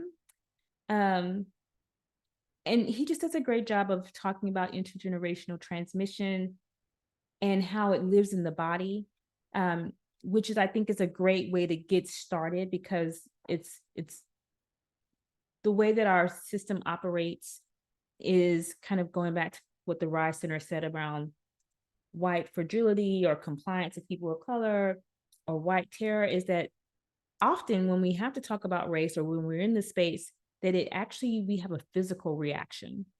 And that's because it's so ingrained in us, and it's such a source of stress and trauma for everyone, that we can't even have a conversation about it. It just gets us all dysregulated and things of that nature. And I think he does a good job of talking about that. And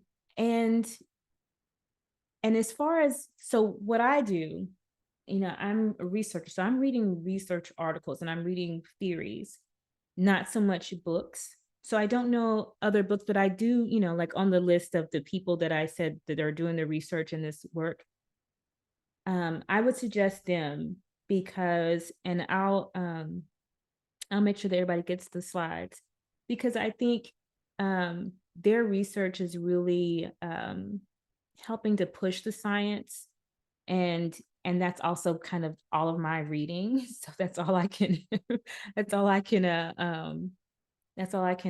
put out there and recommend.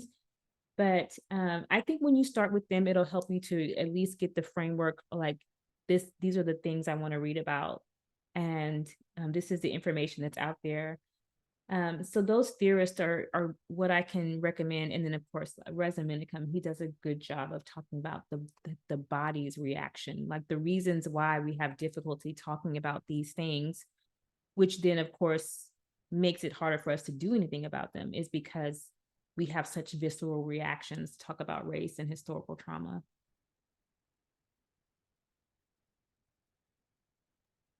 Ingrid, speaking of books, there was a fascinating story this morning on NPR. They interviewed a white woman whose name is Tracy McMillan. She has just published a book called The White Bonus. And what she does is she realized, what was the actual dollar value of my white privilege? Understanding that her family, for example, benefited from the GI Bill, which we tend to think of as being available to all GIs, and in reality was not available to Black GIs, many of whom served in World War II.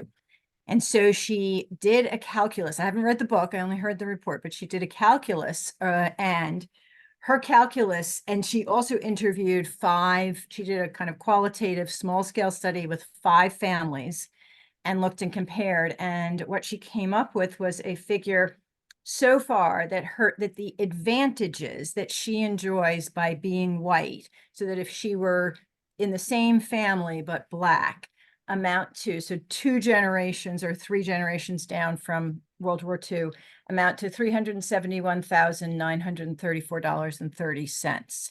And she looked at things like she did not have to, she was able to go to college without amassing huge student debt. She had certain opportunities, things like that. It was really fascinating. But she told a story of 2 women, nurses, who happened to be best friends, one Black, one white. And I actually think they might be in Tennessee, but I might have made that up. I'm not sure. But the white woman leaves school, becomes a certified nursing assistant, works in a nursing home, is well liked and is doing well. And the nursing home administrator says to her, gee, have you ever thought about being a nurse? We have a program that will pay for you to go to nursing school. So she goes to nursing school, no debt. The Black student works her butt off in high school to get her CNA in high school through a vocational program, so she can start working immediately to support herself while she goes to college to become a nurse. And when she tells her guidance counselor that she wants to go to college to become a nurse, the guidance counselor says, I don't think college is for you. Why don't you just work as a CNA? And so the juxtaposition of these 2 very different responses for these 2 women, and the literal economic cost, not to mention the self-esteem, mental health, all of the other social implications, social, emotional, and psychological implications, but the pure economic impact of those 2 responses was so incredible. So maybe we'll do it as a book study at the cabinet sometime. I would also throw out that I think that Heather McGee's book, The Sum of Us, is a fascinating look at how policy how a white centrist and white supremacist culture and set of policies have actually worked to hurt everybody in an effort to hang on to our piece of the pie, right? Like this idea that if we let other people have access to things, then we're going to have to give up something ourselves, and how in the end we've actually harmed everybody, including the white population. So I think that's a really fascinating read. And then there's another book, I'm looking at my bookshelf. There's this other book called The Third Reconstruction that is relatively new, that really looks at it's an interesting it's a historical nonfiction, it's a nonfiction book, but it's a kind of a history, and it looks at these time periods and does a really deep dive into peeling back what was going on during those 3 periods of quote unquote reconstruction that actually were really detrimental to equity. Yes, thank you for saving me No problem. from the reading question. Right, you're going to supply the research. Are you kidding? And I did want to point out to folks and to share with you, we have an amazing resource here in Kentucky and Louisville. We have a clinician named Stephen Nifley who has developed a racial trauma healing intervention, evidence-based intervention, and has some training, and so that is one of Kentucky's gems. He is one of Kentucky's gems. I think I saw someone who had their hand raised, but I think it went away. We did have a couple of questions in the chat box. Oh, One is, do you have any specific examples of policy improvement in a red state environment? Policy improvement that has happened despite it or in it? yes. So there were several during COVID. So, and I don't know that all of them survived, but there were many in two areas. Obviously, the cash bonuses that were sent out to everyone. I don't know if they would be called bonuses, but the stipends that were sent out to people with children during COVID it was a huge impact and really pulled a lot of children out of childhood poverty, and had a substantial impact on child well-being. The research they did on those, the checks that they sent out during COVID to support families. The other was the mental health policies changed by COVID. So the ability to have virtual, well, it wasn't just mental health, it was also physical health too. So the ability to do virtual doctor's appointments and doctor's appointments over the phone, and the same thing with the mental health appointments. That led to kind of massive accessibility to services that they are now stopping. So, you know, I benefited from some of those, some doctor's appointments that I had for my children that I didn't have to go into the office to get done. And we were still able to, you know, get some prescriptions. We were still able to be seen. Those kinds of things that, you know, COVID really showed that we have the ability to be adaptive to families and kind of meet families where they are, and to increase our ability to be accessible, and also to actually move and distribute funds based on need. Unfortunately, the emergency qualifications for those policies and changes has expired, and many of them have stopped. But those are perfect examples of when it's done right, and it didn't matter if you know, where you were in the world, or if you were in a red state or in a blue state or in a purple state. That, you know, those types of policies showed great impact. They showed accessibility. Some of the other ones that we've done in a smaller scale are things like universal basic income. Some of that is being done on the county level. That is showing very clear impact. I want to say you guys, Kentucky, have done some great jobs with childcare. Am I making that up? Isn't that you? You've made great gains with childcare policies and childcare outcomes. It was a little less great in this last session, but yes. Yes, that is Kentucky. Okay, so yes, when I was reading up on that, I want to say that was last year that I was looking into that, and I was completely fascinated because Kentucky was getting that right. And it's just that's probably one of the best spaces. There's so much economic development in childcare on both ends, meaning it allows people to work as practitioners and, you know, to work as childcare workers. And it also allows people, women especially, to work because they have childcare. That it's one of the, you know, it's one of the spaces where policy done right can have huge impact. And so yes, those are my examples of when it's done right. I would also say policies around paternal leave have been especially important, allowing fathers to be off within, at some point within those first year of life, has been a great policy shift. And then and then there are some school policies that are kind of getting there, but they're not exactly showing outcomes just yet around discipline. And the reason why they're not showing outcomes just yet is because there's no middle ground. It's either, we have too much discipline or none at all.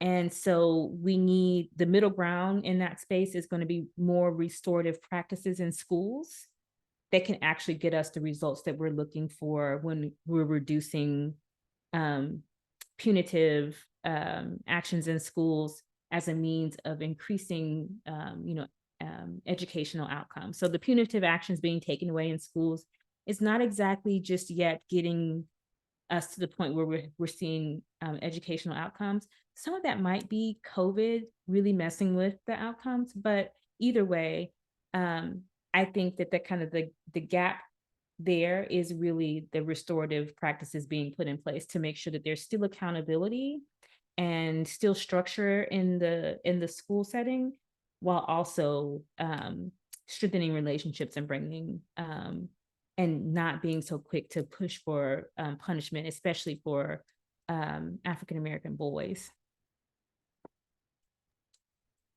Thank you. We have one more in the chat. We are doing some work in our state on behavioral health workforce development.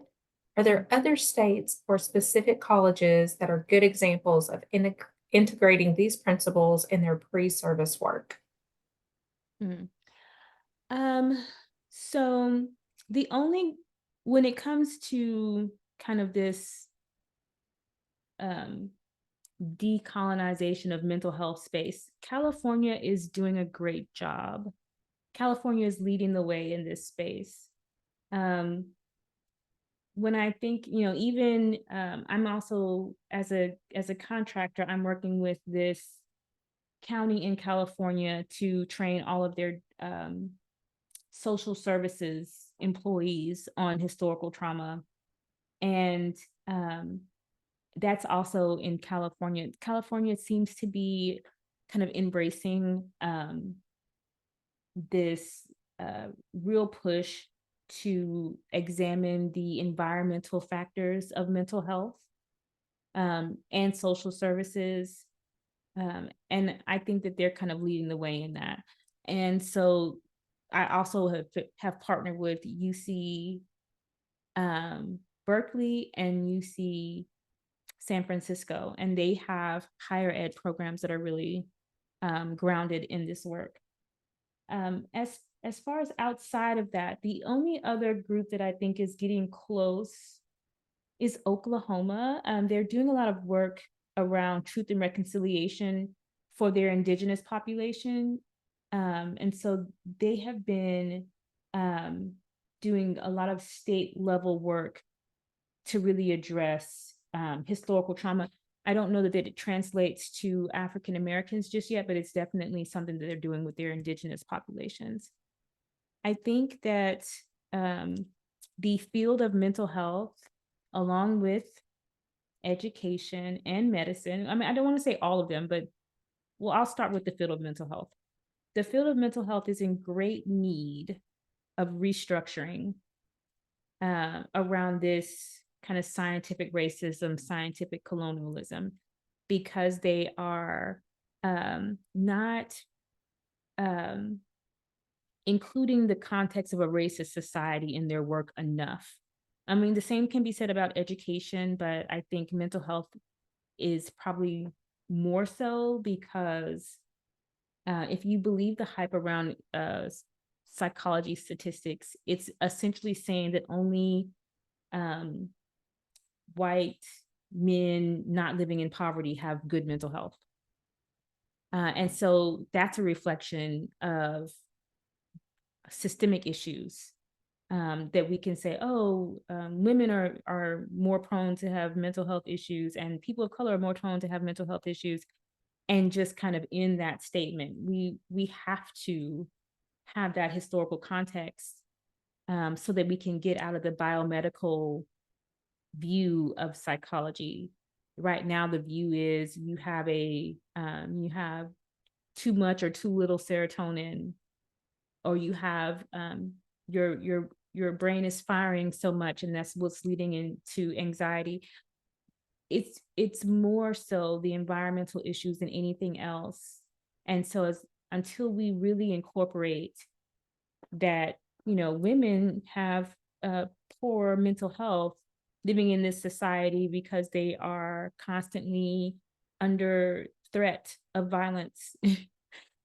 That's the source of the poor mental health, or they're constantly dealing with microaggressions or sexual assault or sexual harassment. Like these are the real issues that are driving the mental health problems, instead of you really believing that somehow women's brains are more likely to experience mental illness. And the same thing with people of color, same thing with trans children. I mean, all of these different groups they're experiencing environmental issues, not so much that they're just prone to poor mental health. And I think that is really a conversation that needs to be had, but then also implemented in a real way in the field.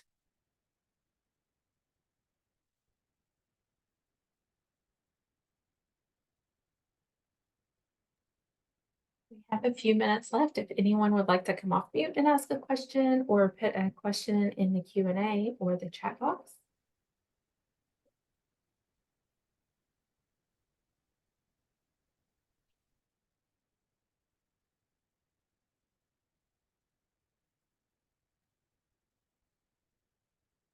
Yes, I see your comment, Marcy.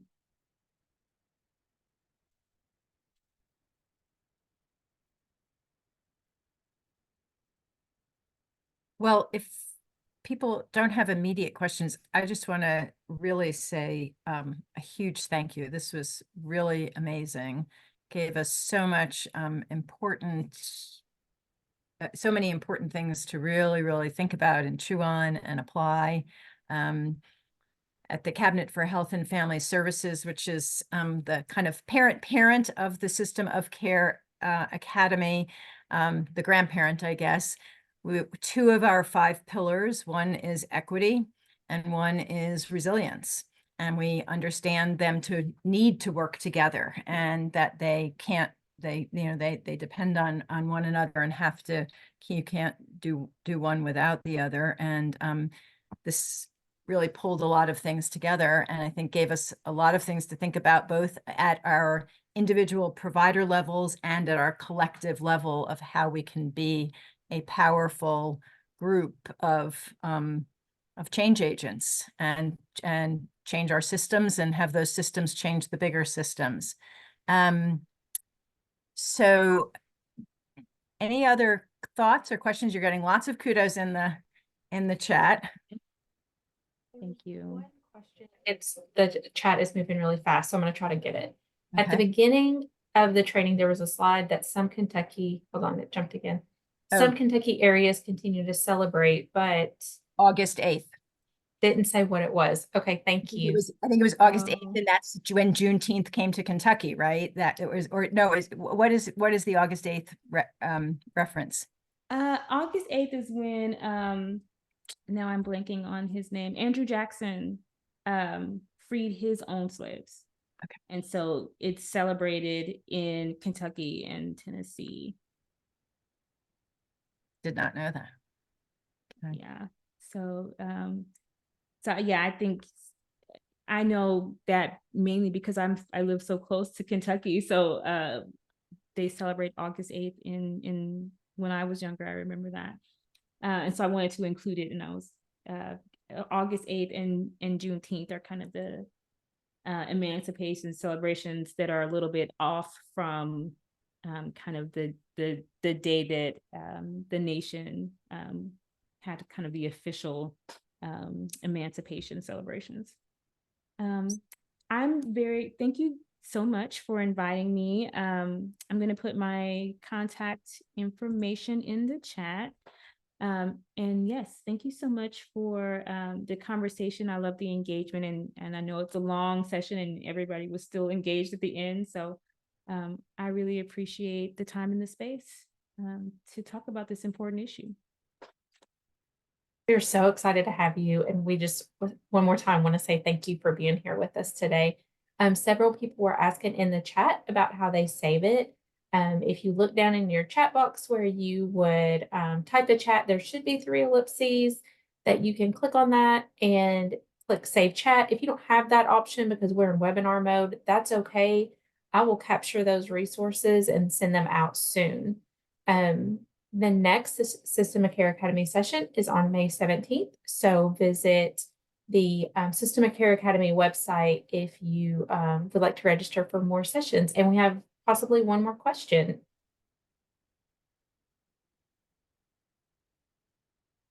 Oh yeah, Ashley, I see your hand.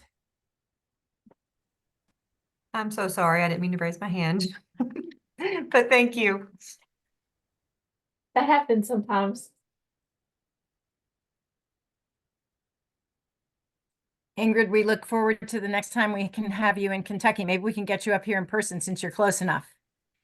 Yes, I can definitely come. I'm very close. So I would love to come to Kentucky. And I've been there. I've been to Louisville several times. So I appreciate any invites. And again, thank you for the invitation and this important conversation that you were willing to have.